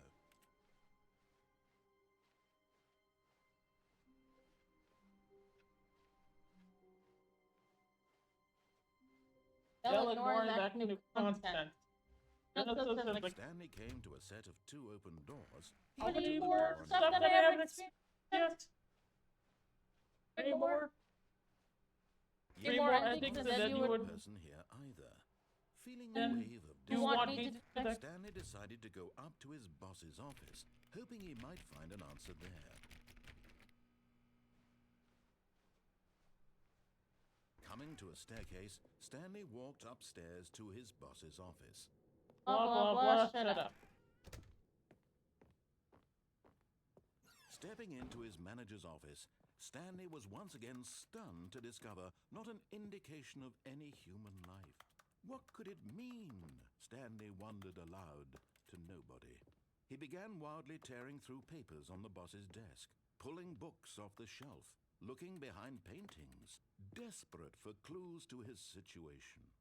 But his attention was caught by a keypad behind the boss's desk. What could its purpose be? In fact, this keypad guarded the terrible secret that lay buried below his feet. And so the boss had assigned it an extra secret PIN number, 2845. But of course, Stanley couldn't possibly have known this.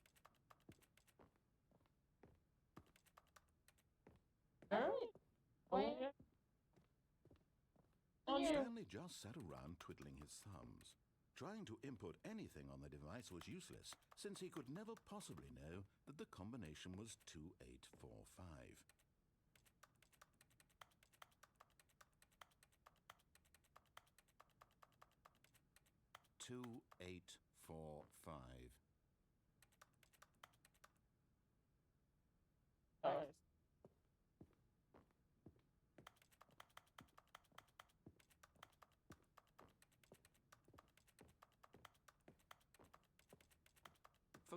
But it turns out that the panel's emergency override kicked in, and the door just opened all by itself, and Stanley got the hell along with the story.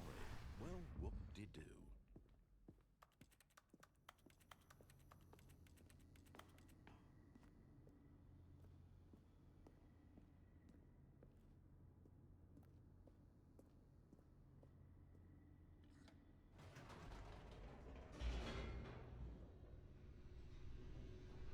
Was that Jenna? I get something from annoying him again? Descending deeper into the building, Stanley realized he felt a bit peculiar. It was a stirring of emotion in his chest, as though he felt more free to think for himself, to question the nature of his job. Why did he feel this now, when for years it had never occurred to him? This question would not go unanswered for long. Stanley walked straight ahead through the large door that read Mind Control Facility. Yeah. Although this passageway had the word escape written on it, the truth was that at the end of this hall, Stanley would meet his violent death. Yeah. I killed Stanley like 3 times. The door behind him was not shut. Stanley still had every opportunity to turn around and get back on track. At this point, Stanley was making a conscious, concerted effort to walk forward and willingly confront his death. I didn't know you think this.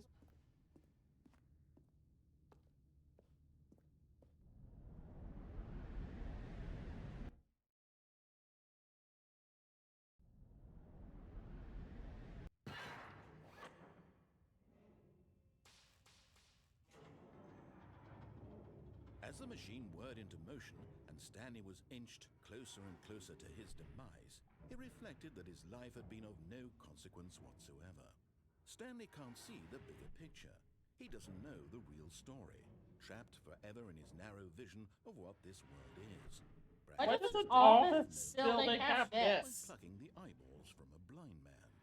And so he resigned and willingly accepted this violent end to his brief and shallow life. Farewell, Stanley. Seriously, what is the point of this?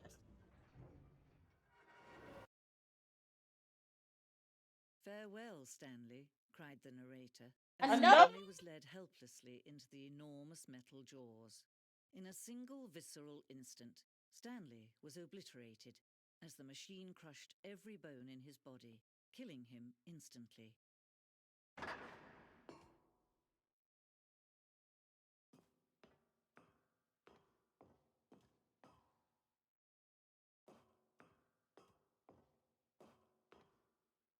And yet it would be just a few minutes before Stanley would restart the game, back in his office, as alive as ever.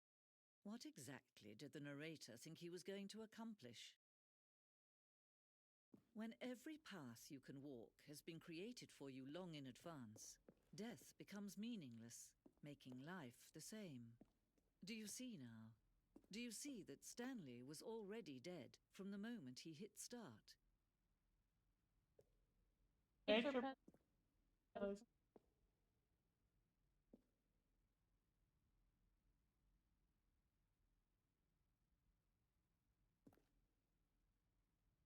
What, Suna? What are you doing? Suna! Suna, what are you doing? You goddamn freak! Stop! Give it! Stop! What are you doing? Give me that! I want to look at this! What is this? Stop! Give it! Stop! No, give it to me! Get out! Zarek, don't you have something to do? Give it to me! I want to look at this! This is mine! Get out! Get it back! Zarek, I don't care. This is my computer. This is my game. Give it to me. What is going on? What are you wanting so bad? What are you wanting so bad? A lot of things. Now get out of the way. Move. Let me take this. I want to look around. You wouldn't care about this shit anyway. You barely gave any reaction to anything that's been going on. You've just been saying fuck the narrator this entire time. Fuck you too. Fine. And once you're done looking around here, give it back to me. Fine. So I'm back. So yeah, this is like the development room. I just want to take a close look at this.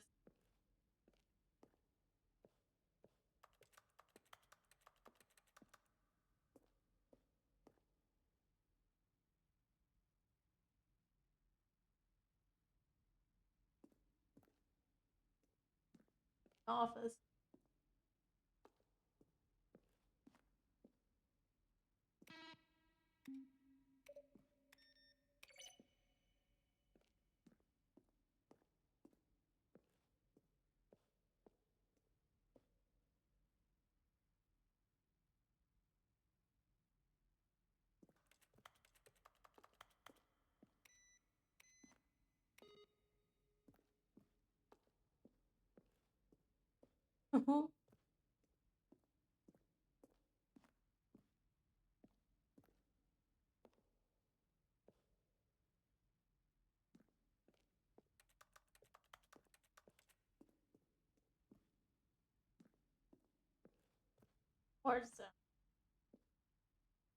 Where's Stanley would end, and they would shortly after trying to build it. It was far too joking and on the nose for less some people interpreted it as making fun of people who like shirts. Not our intention. Look at this. Zara, shut up. You wouldn't understand this.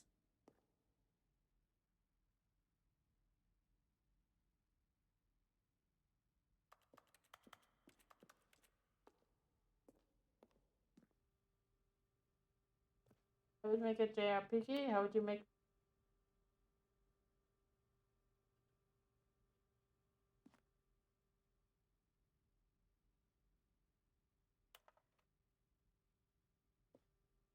Are you a rock?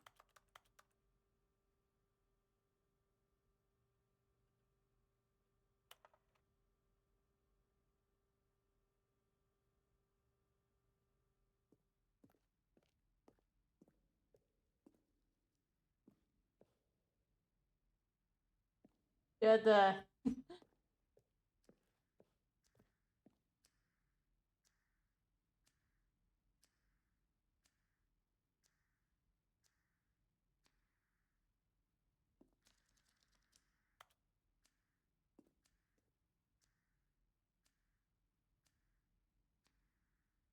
you also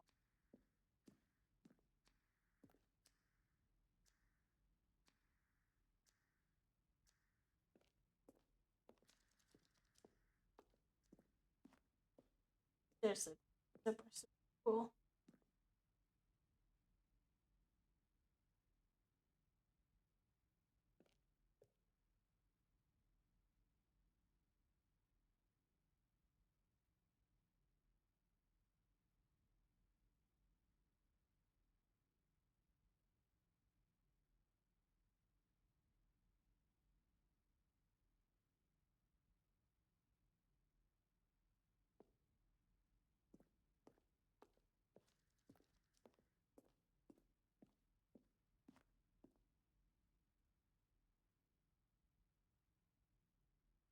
And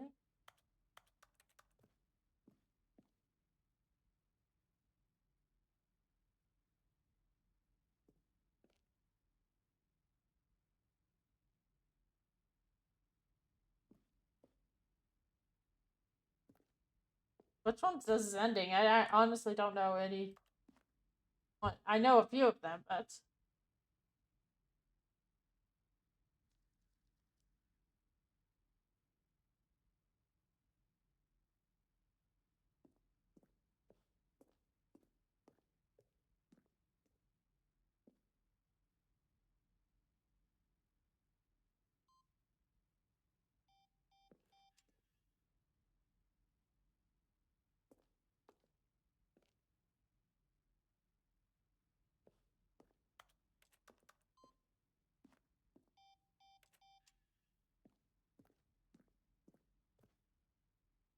oh, this is so cool. I really actually need to go back to making games. I've just been lacking, and I don't know if I want to make my game on RPG Maker or something else.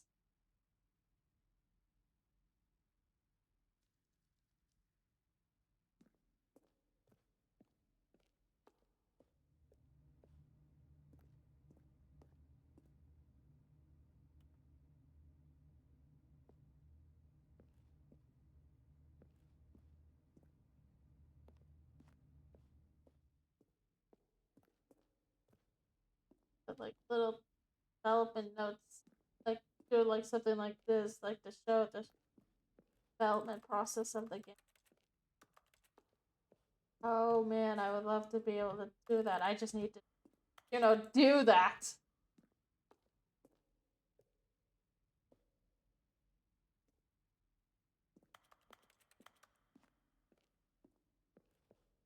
You'll probably spend the next hour trying to solve it. Here, I'm just going to make this easy on you.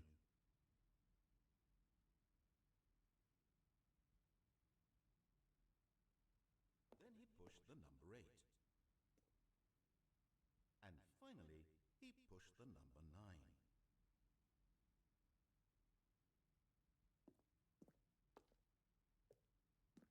I have never played the original Stanley Parable at all, which is kind of sad.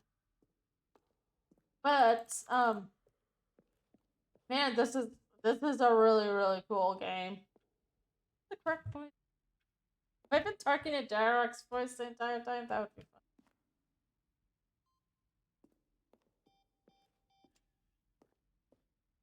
fun. Gone everywhere. Got everything they.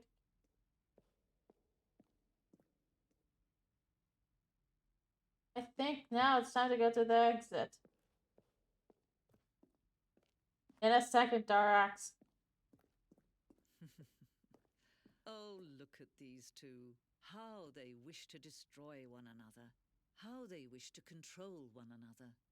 How they both wish to be free. Alright, give me a second, Darax. You can have your seat back. Besides, I need to go. Darax, where the hell did you go? God damn it, where the... I'll be right back.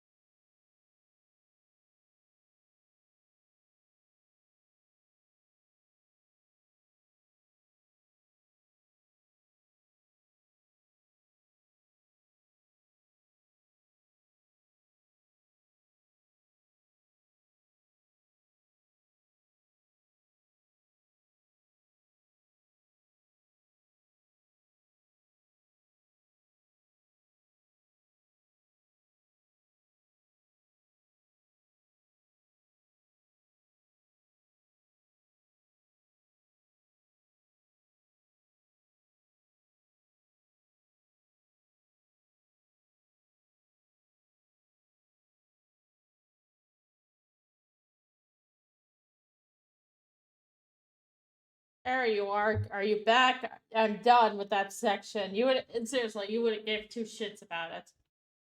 I can have back the game now. Yes, you can get it back to it. Come here, Rex.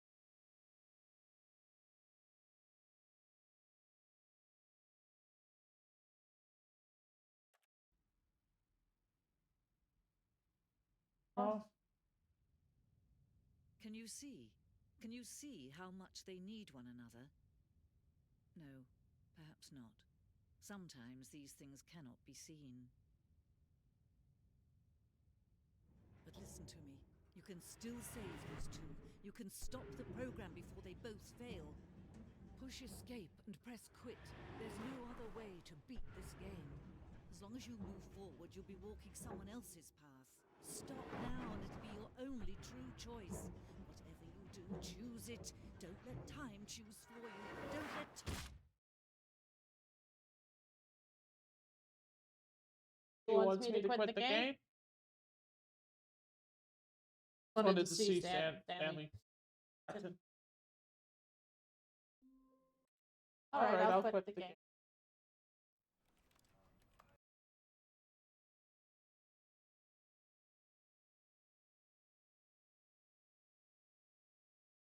I won. What do you mean won? I gave you back like 2 minutes ago. Why did you close the game? Game told me to. You dumbass! I told you there was 3 more endings after you got the escape ending. And? Oh my gosh! Give me that to here. Can't tell me what to do. Yes, I can right now. Shut up. Let me boot this game back up for you, you dumbass. Whiny little Zuna.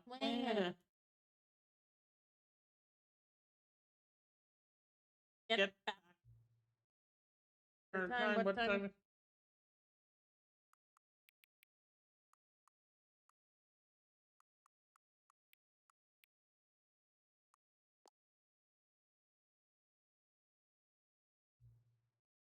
Hang on. What? Before we get started, can I? You actually said you talked both times you booted up the game. So, that's seriously, leave the clock at 12 and call it a day. You actually take the time to talk, I appreciate that. How I know you care about this playing it. Can I have any way of knowing the times you're sitting here? Deal. I'll make you a deal.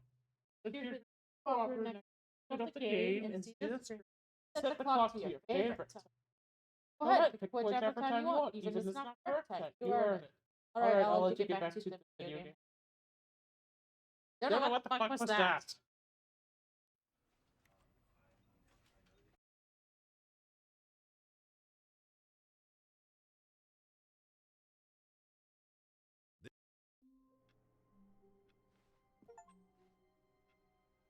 All of his co-workers were gone. What could it mean? Stanley decided to go to the meeting room. Perhaps he had simply missed a memo.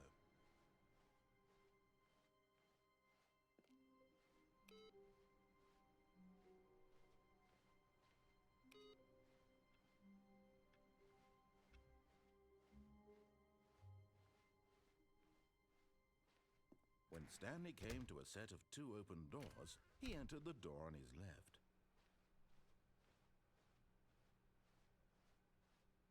Yet there was not a single person here either. Feeling a wave of disbelief, Stanley decided to go up to his boss's office. Coming to a staircase, Stanley walked upstairs to his boss's office.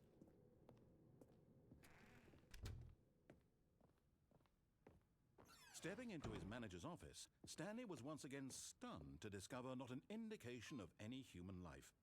Shocked, unraveled, Stanley wondered in disbelief who orchestrated this. What dark secret was being held from him? What he could not have known was that the keypad behind the boss's desk guarded the terrible truth that his boss had been keeping from him. And so the boss had assigned it an extra secret PIN number, 2845. But of course, Stanley couldn't possibly have known. Yet incredibly, by simply pushing random buttons on the keypad, Stanley happened to input the correct code by sheer luck. Amazing. He stepped into the newly opened passageway.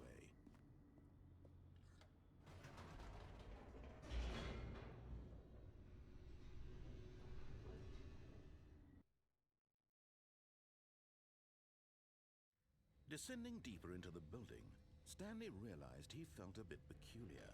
It was a stirring of emotion in his chest, as though he felt more free to think for himself, to question the nature of his job.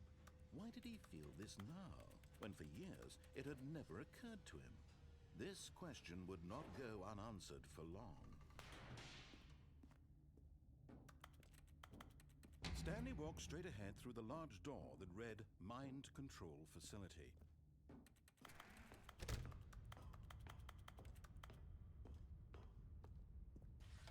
The lights rose on an enormous room packed with television screens.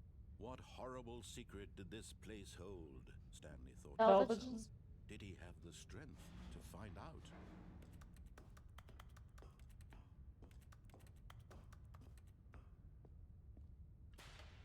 Now the monitors jumped to life, their true nature revealed. Each bore the number of an employee in the building, Stanley's co-workers. The lives of so many individuals reduced to images on a screen, and Stanley, one of them, eternally monitored in this place where freedom meant Aha! You've made it to the bottom of the mind control facility. Welcome! You see, back when the Stanley Parable first launched in 2013, getting to the bottom of the mind control facility was a bug that we simply didn't catch during development. And you all sent us lots of photos of it on Twitter and acted very superior about it. And you're all very, very clever. Good for you. Anyway, when it came time to update the game, we knew that we had to do something about this little goof of ours. So here you go. New content. You can call it the bottom of the mind control room ending, if that enhances your perception of the value of these updates. Isn't that what you crave? New content? Always more content, more content, more. And I'm here to give it to you. I'm here to make it seem like we really covered every nook and cranny of the game with secrets and Easter eggs. How about this? We wrote a new piece of music just for this section. You won't hear it anywhere else in the game. It's a secret that's just for you. That's how special you are. We call this track, Good Job You've Made It to the Bottom of the Mind Control Facility. Well done.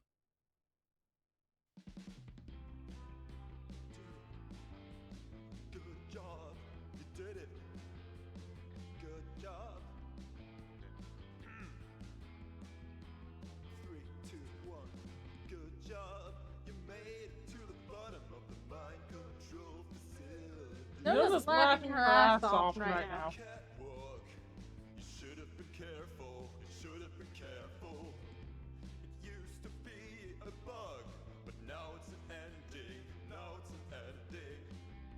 I believe in you.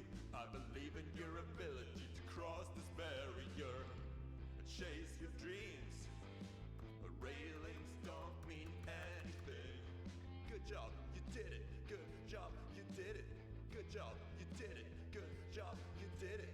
Good job, you did it. Good job, you did it. Good job, you did it. Good job, you did it. Good job, you did it. Good job, you did it.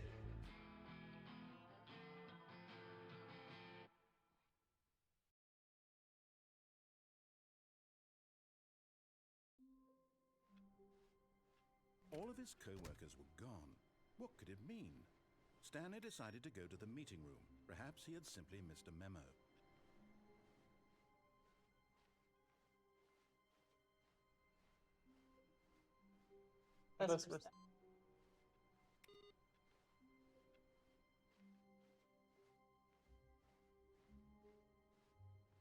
When Stanley came to a set of 2 open doors, he entered the door on his left.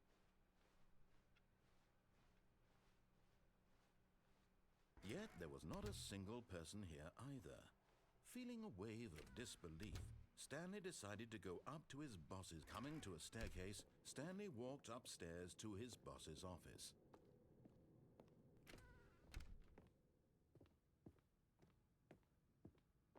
Stepping into his manager's office, Stanley was once again stunned to discover not an indication of any human life.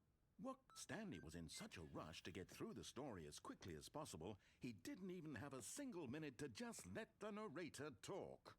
That kind of anxiety isn't healthy, so he relaxed for a few moments with some calming New Age music.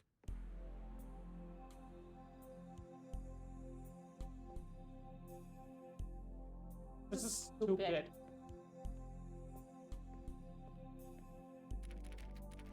Feeling soothed and rejuvenated, Stanley calmly walked forward into the opened passageway.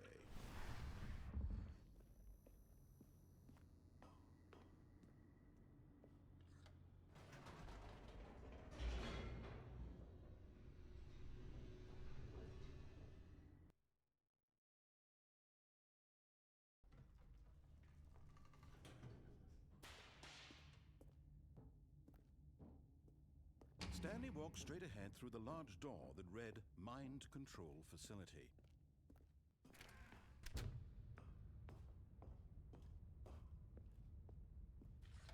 The lights rose on an enormous room packed with television screens. What horrible secret did this place hold? Stanley thought to himself. Did he have the strength to find out?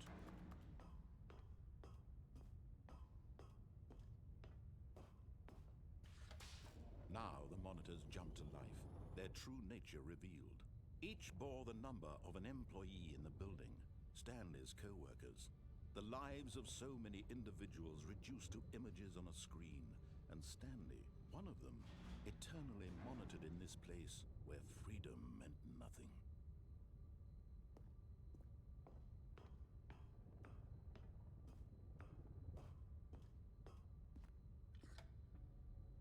This mind control facility, it was too horrible to believe. It couldn't be true. Had Stanley really been under someone's control all this time? Was this the only reason he was happy with his boring job? That his emotions had been manipulated to accept it blindly?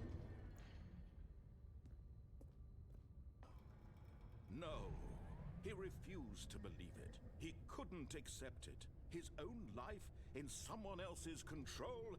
Never! It was unthinkable, wasn't it? Was it even possible?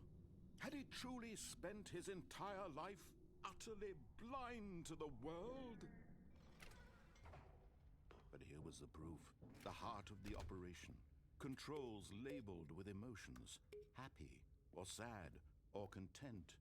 Walking, eating, working, all of it monitored and commanded from this very place.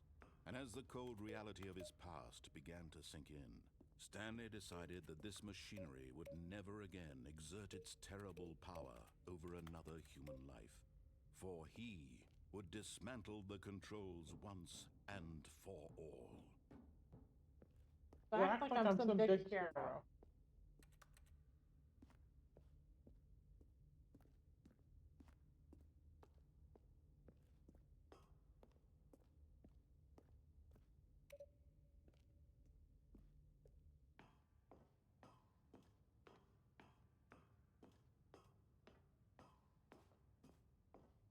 And when at last he found the source of the room's power, he knew it was his duty, his obligation, to put an end to this horrible place and to everything it stood for. Oh, Stanley, you didn't just activate the controls, did you? After they kept you enslaved all these years, you go and you try to take control of the machine for yourself? Is that what you wanted? Control?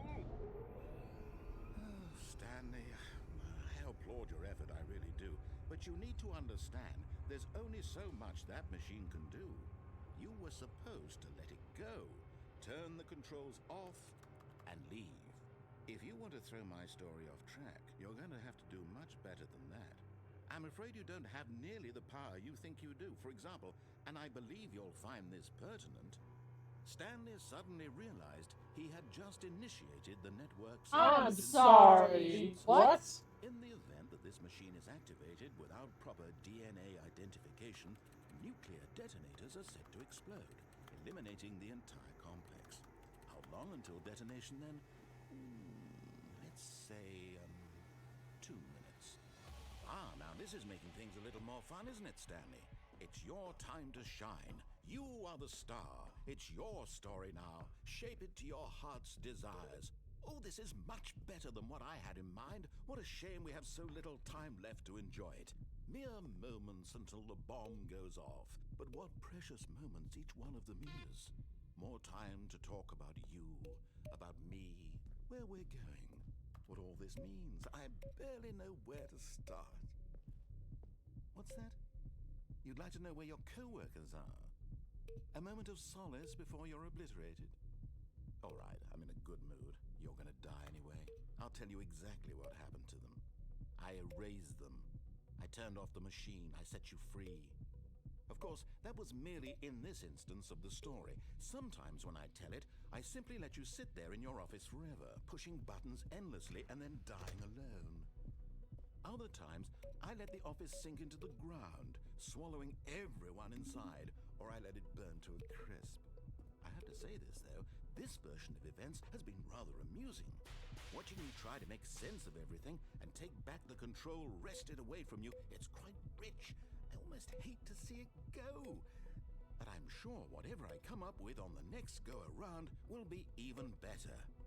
My goodness, only 34 seconds left. But I'm enjoying this so much. You know what? To hell with it. I'm going to put some extra time on the clock, why not?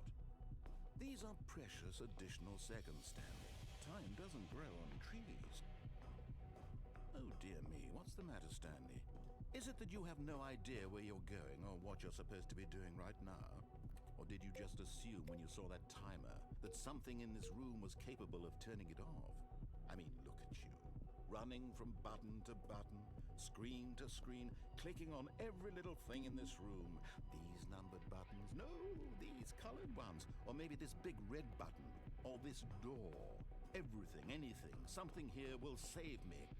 Why would you think that, Stanley? That this video game can be beaten? Won? Solved? Do you have any idea what your purpose in this place is?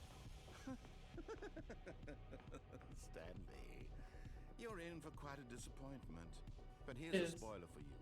That timer isn't a catalyst to keep the action moving along. It's just seconds ticking away to your death. You're only still playing instead of watching a cutscene because I want to watch you for every moment that you're powerless. To see you made humble. This is not a challenge, it's a tragedy. You wanted to control this world, that's fine. But I'm going to destroy it first, so you can't. Take a look at the clock, Stanley. That's 30 seconds you have left to struggle. 30 seconds until a big boom and then nothing. No ending here, just you being blown to pieces. Will you cling desperately to your frail life, or will you let it go peacefully? Another choice. Make it count, or don't. It's all the same to me, all a part of the joke. And believe me, I will be laughing at every second of your inevitable life from the moment we fade in until the moment I say, happily ever after. This game is stupid. I wanted to control everything. Please make you shut up. All of his co-workers were gone. What could it mean? Stanley decided to go to the meeting room. Perhaps he had simply missed a memo.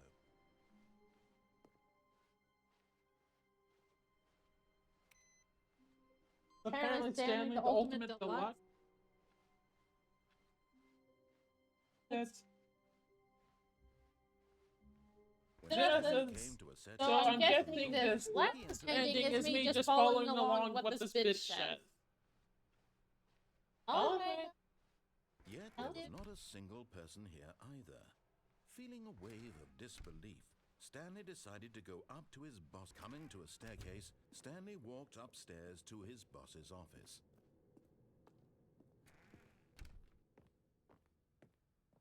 Okay, I think we all know the drill by now. Blah, blah, blah. Dark secrets, the keypad. Stanley pushes some buttons. Oh, hey, look, it's a new passageway. Quelle surprise. Someone said something that narrator will react and keep on going up and down.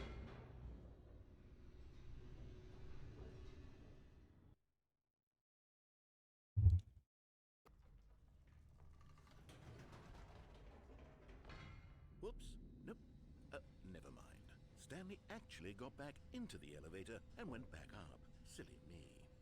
Why did Stanley do that when he knew that it would just lead back to his boss's office? Well, that's a great question. I just can't wait to find out.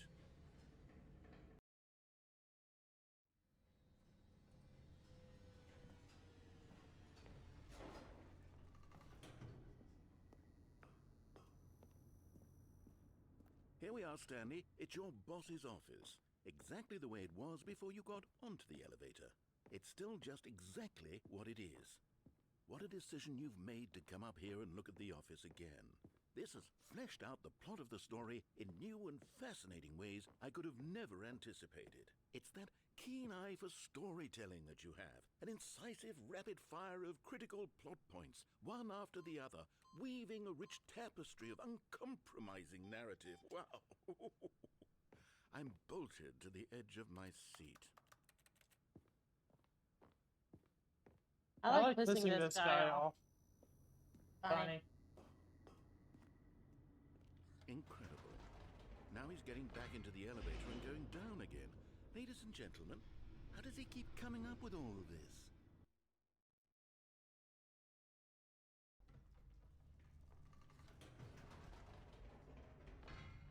Did you think we were going to go forward down the spooky corridor? No. It's time once again to go back up in the elevator. I can't even begin to grapple with what might be up there. Is it the boss's office again? Or what if it's the boss's office this time? The suspense is killing me. Annoyingly.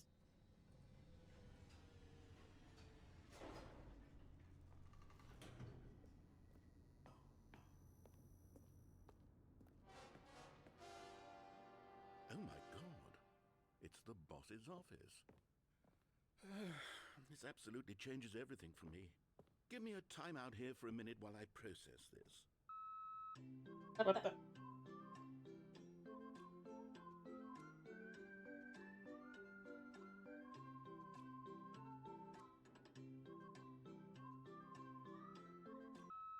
Okay, I'm ready. I'm prepared to embrace this stunning revelation and to move forward with... No! No, wait! No! I need more time to process. Oh, you just wanted to piss me off.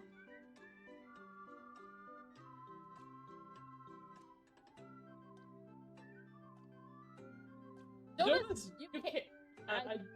It's like none of you guys can hear it, but Zibba's laughing her ass off in the back. All right. I have fully come to terms with it. I have made space in my worldview for this astonishing new reality. As before, I turn to your expert eye for gripping narrative, Master Stanley.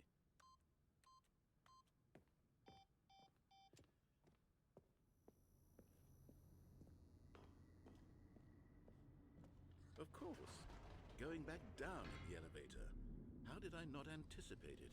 I mean, sure, now it's obvious, but you have to understand that 30 seconds ago, this kind of thing had never been attempted before.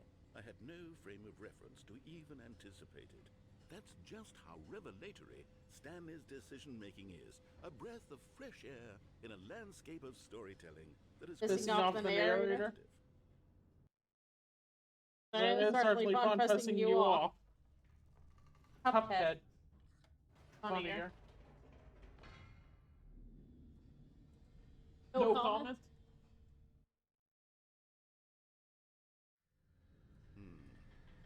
You know what? I've just thought of something. Hold on, let's stop for a moment. Don't you realize? It's the anticipation, Stanley. You and I, we have no way of knowing what will be at the top of this elevator. But the suspense, the agony of waiting and anticipating and having to guess, that's the real thrill. Oh, I simply don't want to let that feeling go. It's so precious, so fleeting. Stop being sarcastic. Elevator ride nice and slow. There we go. Isn't this so much more exciting? You know, Oh, this it is seems your punishment of me pissing you off. that audiences want is to be shocked as loudly and frequently as possible. They want big, explosive moments flung right in their faces from the very moment that things get started. But where's the tension? Where's the trust in the audience to build a slow and nuanced appreciation for the story, the characters? Why aren't we given time to imagine the surprises, to have to think and to anticipate, and then to marvel at the eventual reveal? This is storytelling, Stanley. What you and I are doing right now. This is the most exciting narrative to be developed in years, and it's really all because of you. You're the one who took this bold step of revisiting the exact same location. Oh yeah, no, you're doing this because I pissed you off. This is unique and different. It's not like anything else out there. You see, I want stories that surprise me, Stanley. I want to have to think. I want to be engaged and not pandered to. We're being fed such unimaginative drivel all the time, and we all know it, which is why we're so starved for content that makes us feel sharp and vital and alive. That's why people like you so much, Stanley. Because you're not afraid to spit in the face of tradition. Yep, I was just doing it to piss you off. I don't know shit about storytelling. Oh, I didn't know when to spring this on you, but, well, I've gathered a little press conference for you. What? So that you can talk about your work and your storytelling and your life. Yes, I know you're not much for the public eye, but I thought it would especially mean a lot to the people who have been following you from the beginning. They really look up to you, Stanley. I don't know if you realize the impact you have on them. This is the kind of gesture that might leave a tremendous impact on them. Did you do this? Oh, good, we're here. Oh, doing it to piss him off. Okay, the room where we're holding the press conference should be just around the corner here somewhere.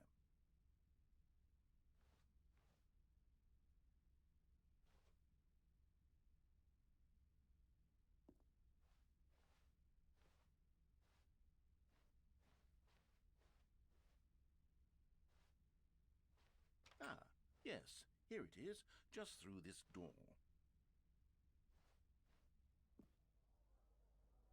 All right, are you ready? I've told them you're going to speak a little bit about the nature of surprise in storytelling and what it means to craft a truly unpredictable narrative. Oh, don't worry, you'll do great. Just be yourself and speak from the heart. I'm really proud of you, Stanley. I think we just established earlier this microphone thing does not translate to game.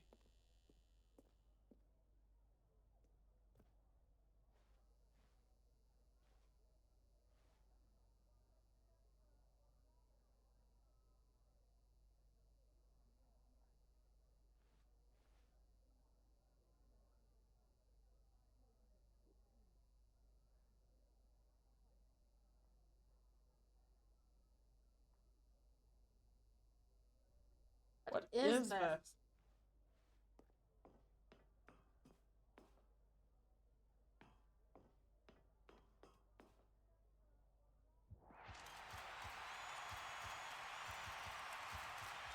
I'm sorry, this is not a press conference. This is a wrestling match.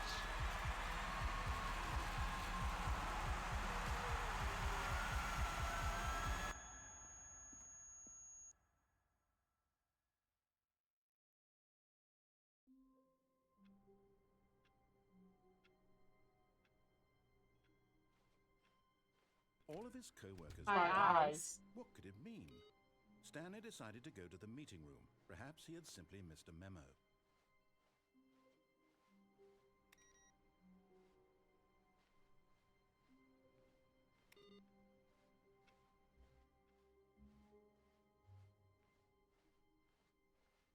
When Stanley came to a set of 2 open doors, he entered the door on his left.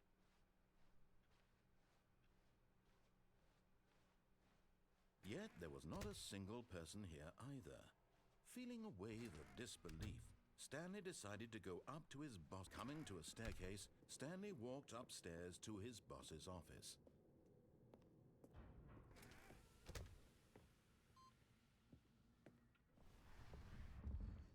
Here's the door, just go. I pissed you off, didn't I? Well, then again, I'm probably gonna end up doing hitting the yes.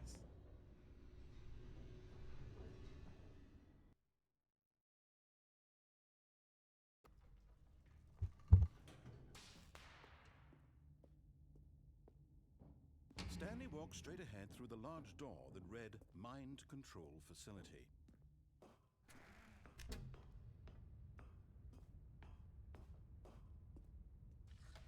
The lights rose on an enormous room packed with television screens. What horrible secret did this place hold? Stanley thought to himself.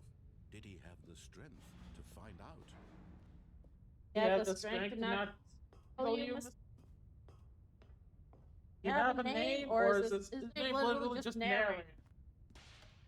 Now the monitors jumped to life, their true nature revealed. Each bore the number of an employee in the building, Stanley's co-workers.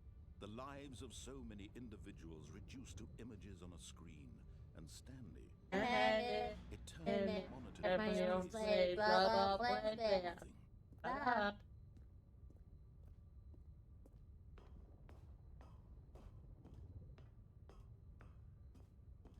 Favorite canister, the narrator, I'm an evil, big, evil demon, or I have a slave sitting in the corners, snickering every 5 seconds. All this time?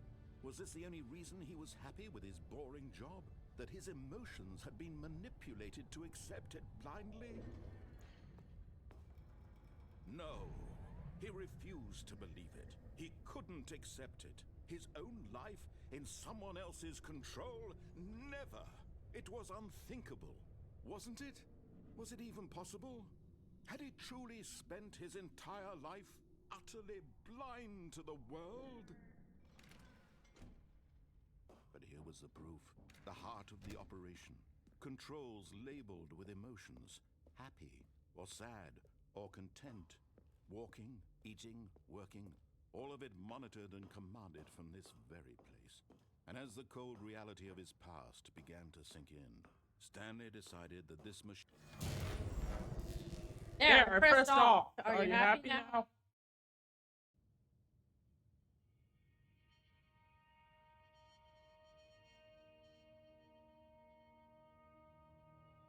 Blackness, and a rising chill of uncertainty. Was it over?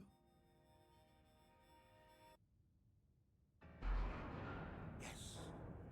He had won. He had defeated the machine, unshackled himself from someone else's command. Freedom was mere moments away. And yet, even as the immense door slowly opened, Stanley reflected on how many puzzles still lay unsolved. Where had his co-workers gone? How had he been freed from the machine's grasp? What other mysteries did this strange building hold? But as sunlight streamed into the chamber, he realized none of this mattered to him. For it was not knowledge or even power that he had been seeking, but happiness. Perhaps his goal had not been to understand, but to let go. No longer would anyone tell him where to go, what to do, or how to feel. Whatever life he lives, it will be his.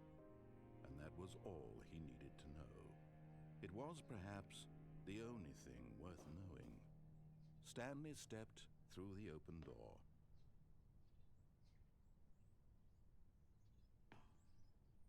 Stanley felt the cool breeze upon his skin, the feeling of liberation, the immense possibility of the new path before him. This was exactly the way, right now, that things were meant to happen. And Stanley was happy. That was the most boring ending out of all of them.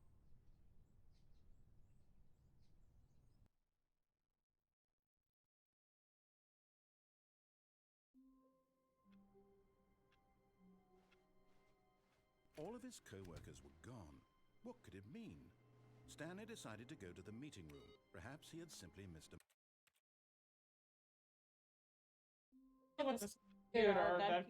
Meeting room. Yes, that's where everyone would be. Stanley just needed to get to the meeting room, and from then on, he would never be alone ever again. I like this.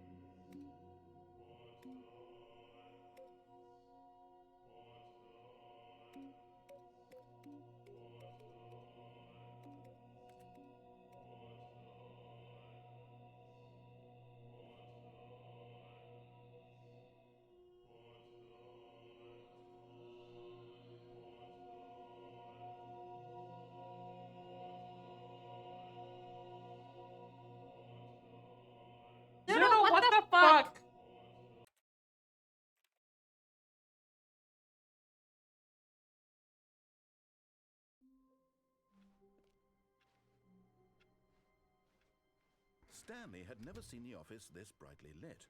Was it a sign of something? He hoped it was. He hoped very much that it was.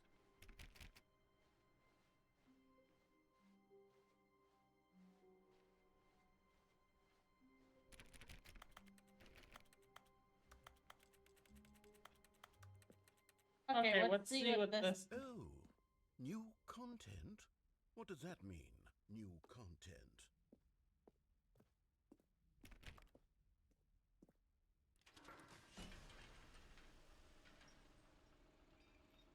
Said this was a remake? Is this where the actual stuff was? Or did you make me go through the entire original game?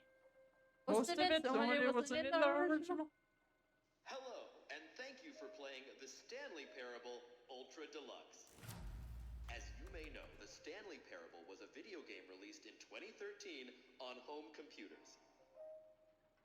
After receiving critical and commercial success, it was expanded upon in 2022 with the Stanley Parable Ultra Deluxe, a reimagining of the game for consoles and home computers.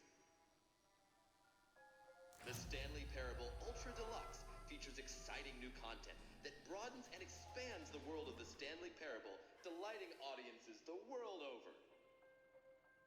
Sure about that? Please, Abused it, I killed myself multiple times. await in the Stanley Parable Ultra Deluxe. You came in a lot late. I went through everything in the warehouse. I jumped off the side and killed myself. I went through the red door and then the blue door, and then I plugged the phone and answered the phone. Trust me, I went through every single ending I could think of. At least I was in the base game. Well, I have nuclear. Yeah, I blew that one up as well. I blew up the place. I have watched Jacksepticeye play the original and the remake and this remake sequel, whatever you want to call this one. Escape ending, yes. Done the escape ending. I fell out the window.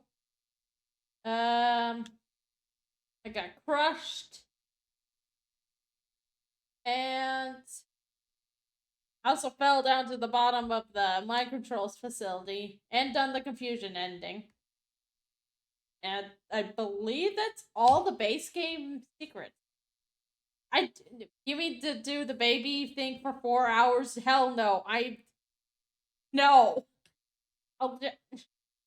Again, I don't. There's some bullshit I'm willing to deal with. Doing it for 4 hours is not one of them.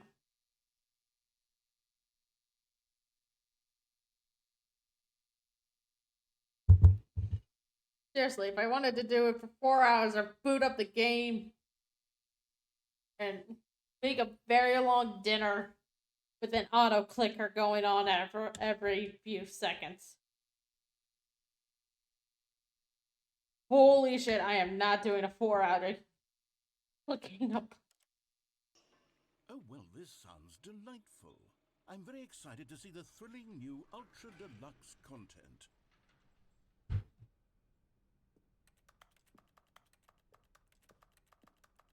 Okay, so far it's an elevator. Nothing special yet, but I'm sure it's just the beginning of a mesmerizing adventure.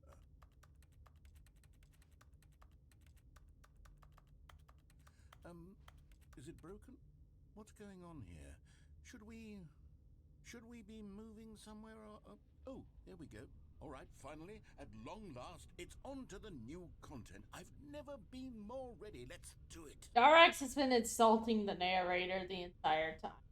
Because he feels like the narrator has been insulting him. I have to say, initial impressions of Stanley Parable Ultra Deluxe, mostly tedious. It's as if, Oh, okay. Let's see the content. Give me the content, Stanley. What do you think I have? All right. All right, let's see. It's the jump circle? Not a circle.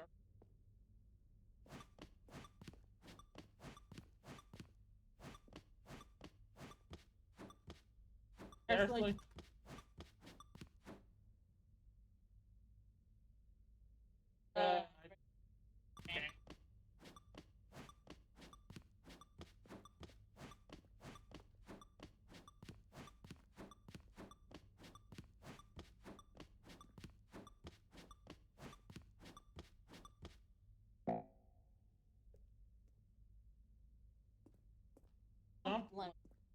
Is that it?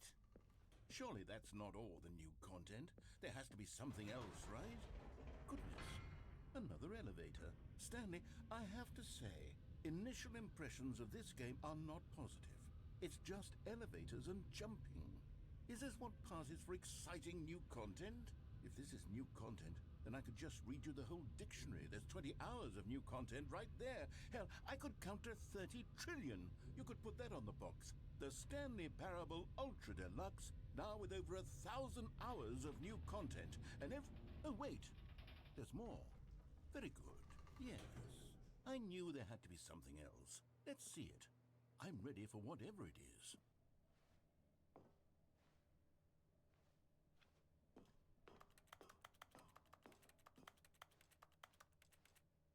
That's it? Oh, you've got to be kidding me. You see, Stanley?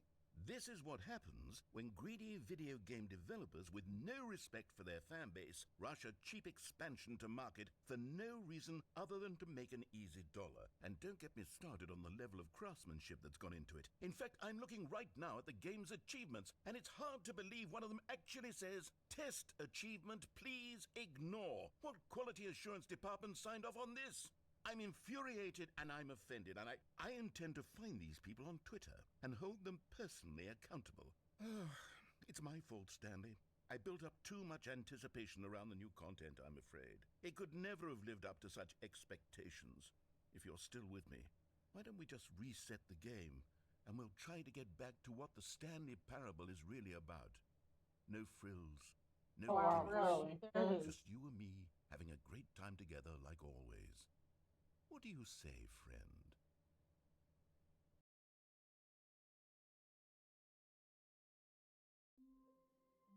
Looking at these achievements. For God's sake, I don't play the Stanley Parable for 10 years. Variation of a Tuesday? What the? Oh, last two! These are stupid as hell.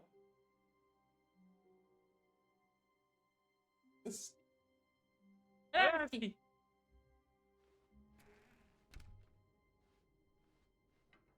Psst. Stanley, come over here. In the vent. I want to show you something.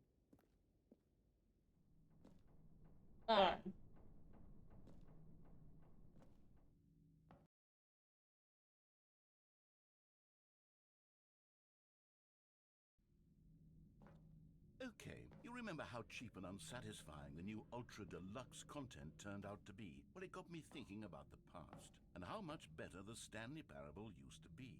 So I made something special and tucked it away here where the game's developers won't find it. Just our little secret. Take a What look. is Elden Rings in a... Games are there. I call it the Memory Zone. It's where I've been storing all my favorite memories so I can relive the peak experiences of my life whenever I want. Experiences like the launch of the Stanley Parable on PC.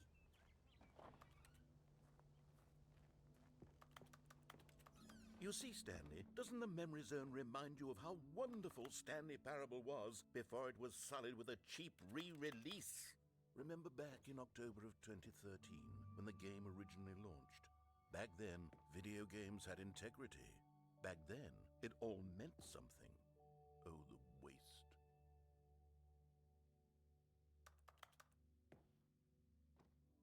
The last. Yes, whatever this last of us.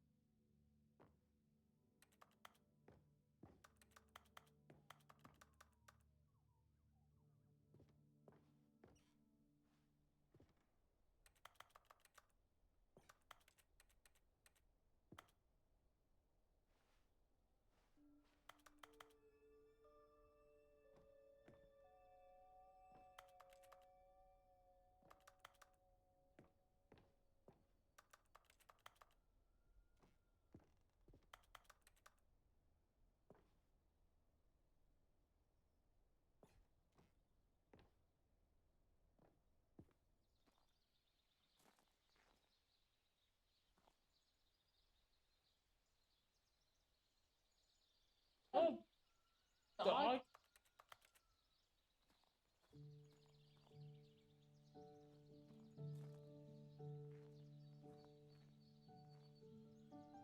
Je suis dans la mémorisation, c'est sous la pluie des loups, et je n'attends plus que toi, mon amour. C'est là, dans la mémorisation, où je me remémore les jours où je t'ai rencontré, mon amour. Mais ici, c'est aussi où je me souviens de la sortie de The Stanley Parable.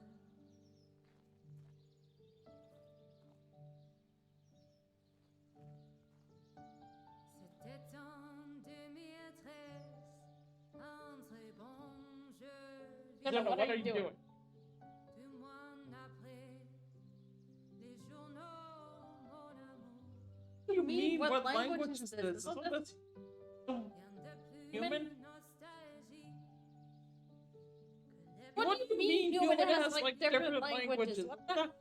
qui restent You're What? like à l'IGF, mon amour. French? What the hell is French? French. I swear to God, I will rip your heart out and devour it in front of your dying corpse.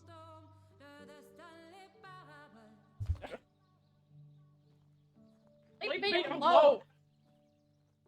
And over here is where I keep reviews of the Stanley Parable. Like this stunning triumph of games journalism, 10 out of 10 from Destructoid.com. James Stephanie Sterling writes, and I quote, "Where so many games that aspire to be more than games end up less than any form of art, Stanley Parable strives and then succeeds to Oh, make that a every game fancy one? ever created." Did you hear that, Stanley? Every game ever created. That's how grand and all-encompassing the original Stanley Parable was. It was literally every game ever created. It was Skyrim, it was Persona 3, it was all of them, and now it's nothing. It's no games at all. It isn't even the Stanley Parable anymore. It's just a husk now. A lifeless husk with an hour of new elevator content.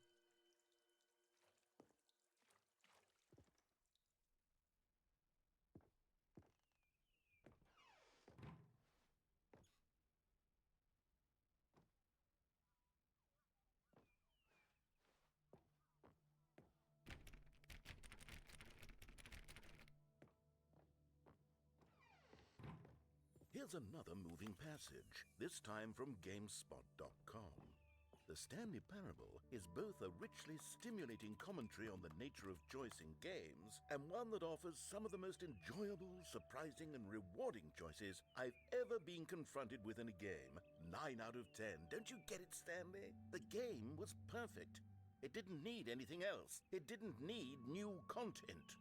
It just needed to be left alone, to spend the rest of time collecting dust in the hallowed hall of beloved video game memories.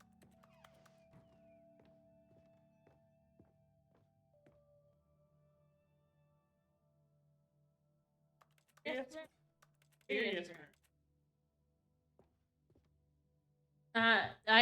I've watched Jacksepticeye play through the deluxe, so I know what's happening. Derek's doesn't.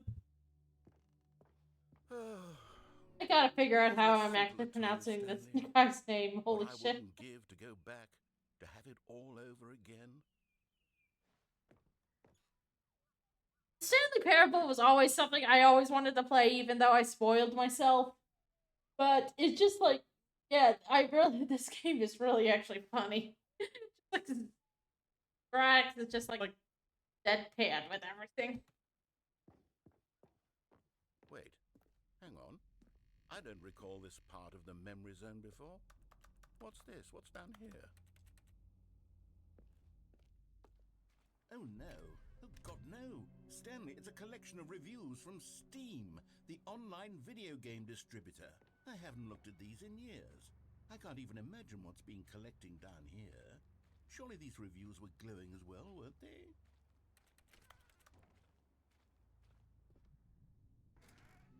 Oh Honestly, I could not be bothered to play this game to full completion.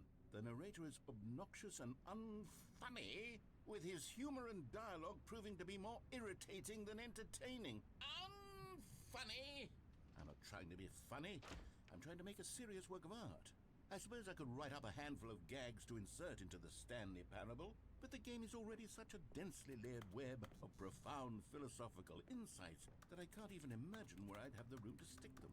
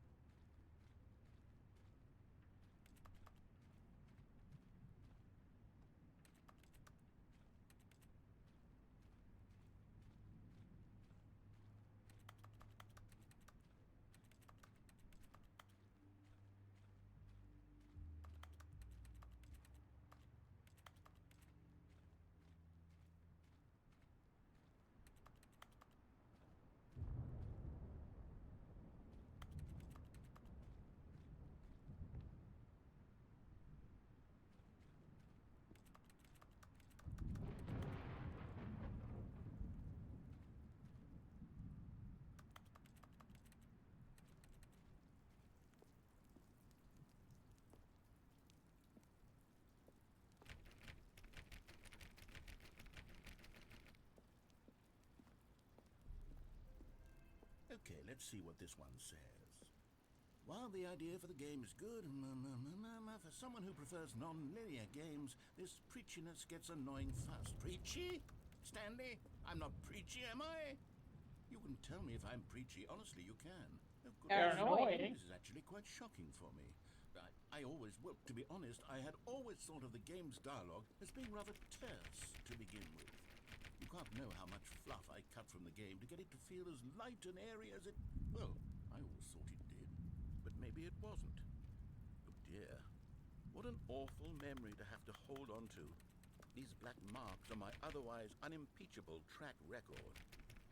I feel like a failure. Like I let these people down. Dude. Perhaps the Stanley Parable isn't quite as sterling as I always remembered.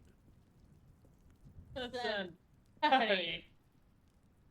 Lord, I have many negative things to probably say. So do you know what to do with them? You eat out their hearts. Take their energy and make it your own. I'll show them.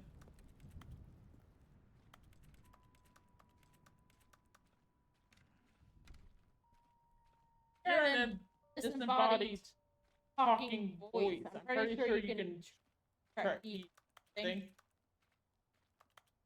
Try to.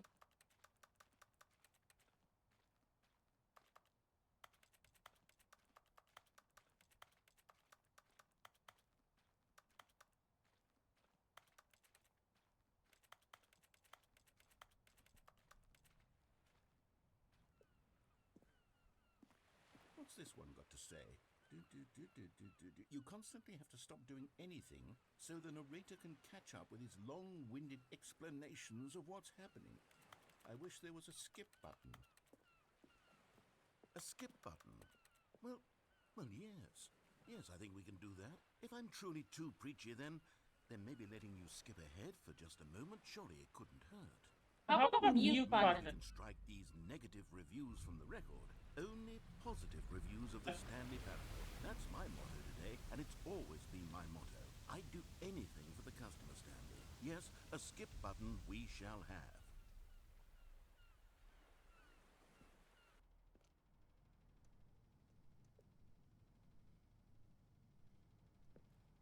And here it is. Go ahead and give it a shot. I'll pop you forward in time so that the second my incessant droning starts to bore you, with just the push of a button, you'll have zipped right past it. It's what the players have been asking for, and I'm very proud to have delivered.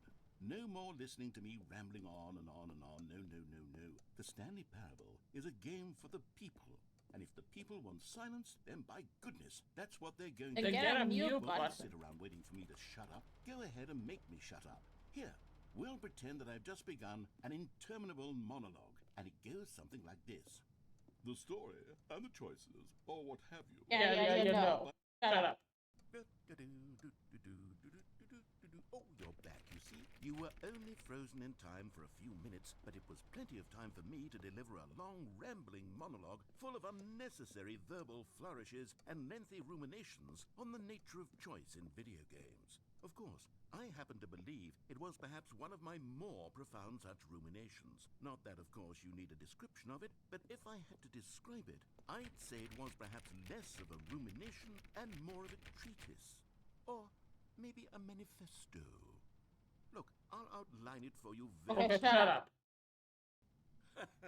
Well there, sport. You really did catch me rambling on a bit, didn't you? But that's the power of the button. The minute I start to go off on a thoughtless display of self-absorption, it's right at your fingertips to go poof, and it's all over. Oh, I can't wait to see what Cookie9 will say about this, and whether they'll edit the rating of their Steam review, or at least change some of the wording, perhaps. To be honest, I don't even know if one can change their review in the first place. I guess I should become better educated on exactly Perhaps that would have been the smart thing to check on before I went about this whole exercise of making the skip button. Although I have to imagine that after seeing this exciting new technology at work, surely whoever it is runs Steam will instantly run out and implement a new feature to make it possible to edit one's review, merely because of this very situation. Oh my gosh, shut the hell up! Okay, welcome back, Stanley. Now, I should say that the amount of time the button has been skipping through is becoming longer and longer. That last one was, well, I want to say maybe 30, 45 minutes? It's not unendurable by any means, but it's, well, there's really only so much I can ramble on to myself about. I know, it's shocking, isn't it? But at any rate, I do suggest that we not press the button again. I think the skip button has been aptly demonstrated, and we can say goodbye to it and just... Wait. How do we get out of here? Where did the door go? Yeah. Stanley, please don't push the button again. It's been 12 hours. You've just been frozen there. I don't know why the skips are getting longer, but they're really, truly getting longer. And my God, there's no way out of the room. You're annoying. Oh, Stanley, you're back. You're back. Oh, my goodness. I have someone to talk to again.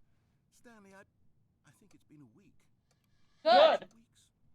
I've been sitting here all that time, just sitting here, not a single person to speak with. And you'd think that that's just how it's always been, right? Me talking, and you... Oh my gosh. Shut up. Oh, hello, it's you. You're here again. Welcome.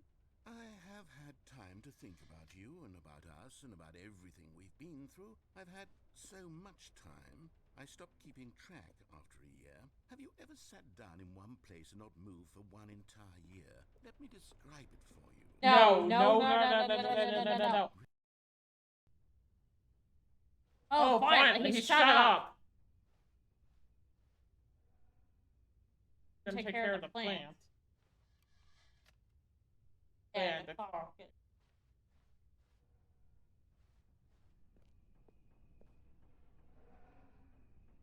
That's barely work.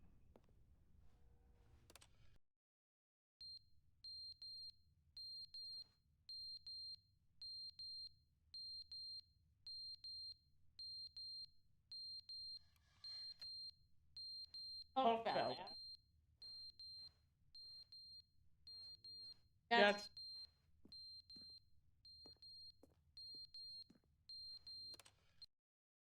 But they didn't understand the game was never meant to be funny. It was meant to have a point. It was meant to speak to the human condition. But where are the jokes? Where are the jokes? They bemoaned, they screamed, they gnashed their teeth and said, entertain us. It wasn't enough. They had to leave a pathetic little thumbs-down review and make all of their pitiful demands. But then, he's talking too much, they said. First, he didn't entertain us, now he won't shut up. It's the inconsistency, it's the lack of accountability. No, you actually need to shut up.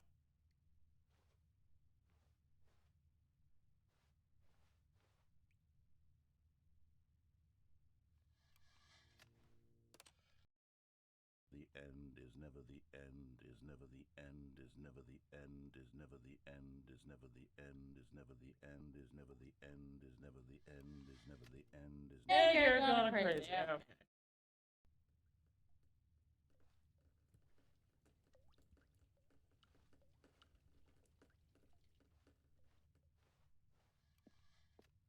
Why that thing has a broken arm?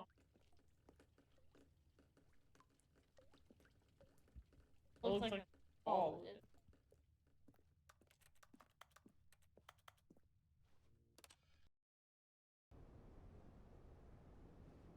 Well then.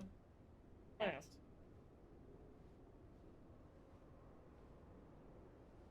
Yeah.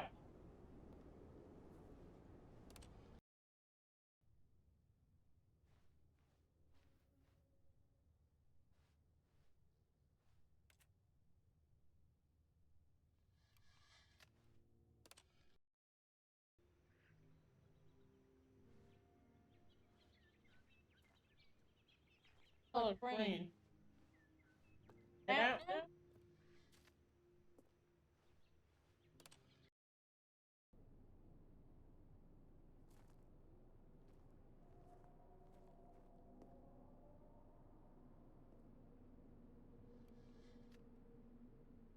Hello? That menu might up out there. I would like to get out, please.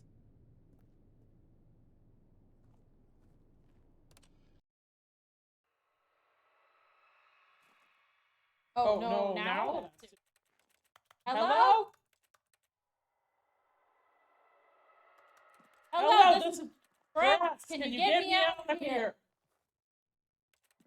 Lord Drax.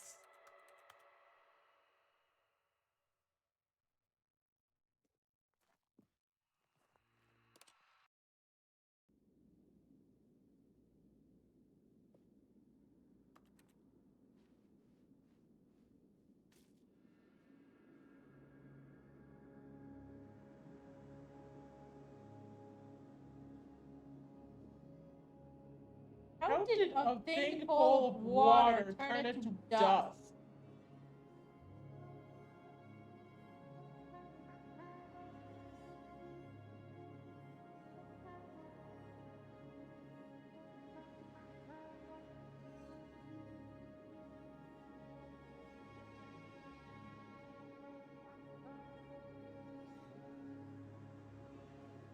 I guess so.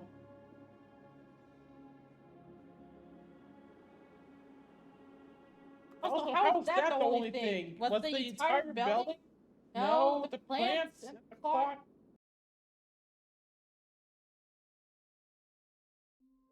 Oh, and we're back bloody here again. I am so done with this game.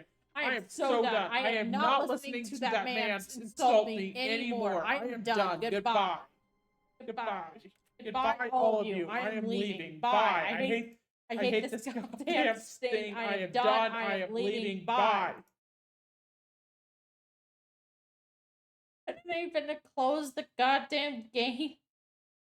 Oh my gosh, you're a big baby.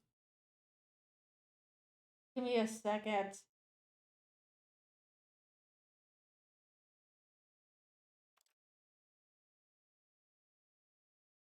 Hi. So I think I've got Dryax off my back now. Didn't even get the chance to ask him which of the games he played was his favorite. Definitely not Stanley Parable. He was absolutely pissed off about that. Which is why exactly I chose it for it to play. I knew it would piss him off. So, yeah. I think now Dryax will actually leave me alone about this stuff. Especially since the narrator absolutely pissed him off so badly. It was actually hilarious. There's...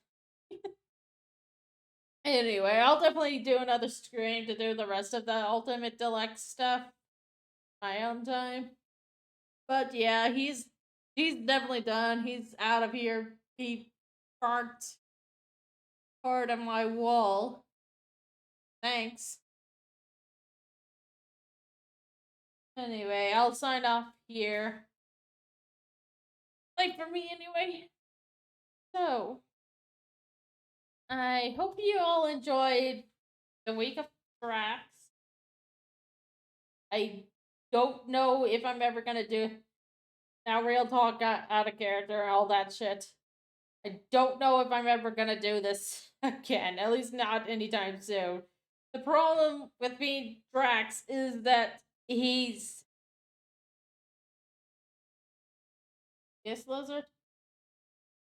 Say something?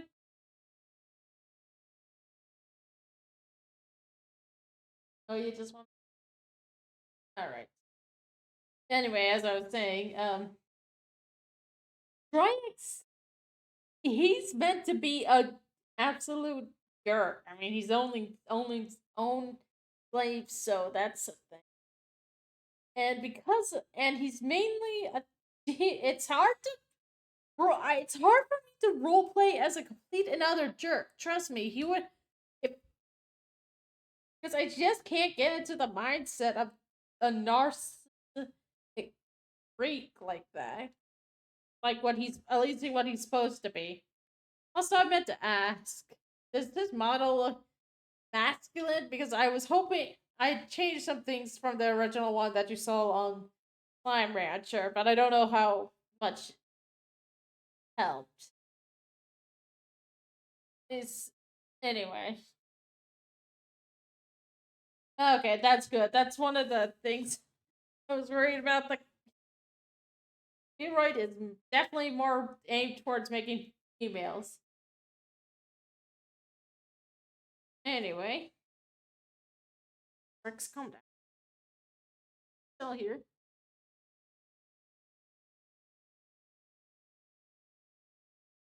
Say. Yeah, I'm definitely not gonna be being Dryax anytime soon.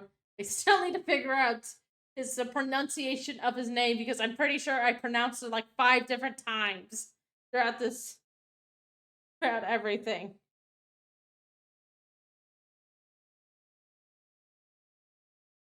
And since he's supposed to be more of a narcissist, it's hard for me to get into that mindset because I am the complete opposite of that. Like, holy shit, I don't really think about I don't say myself being the high of high mighties, like the very important person. But anyway, now my lizard really wants my attention. I see you. Give me like 2 more seconds to finish up my talking. Oh, you're so cute. I love you.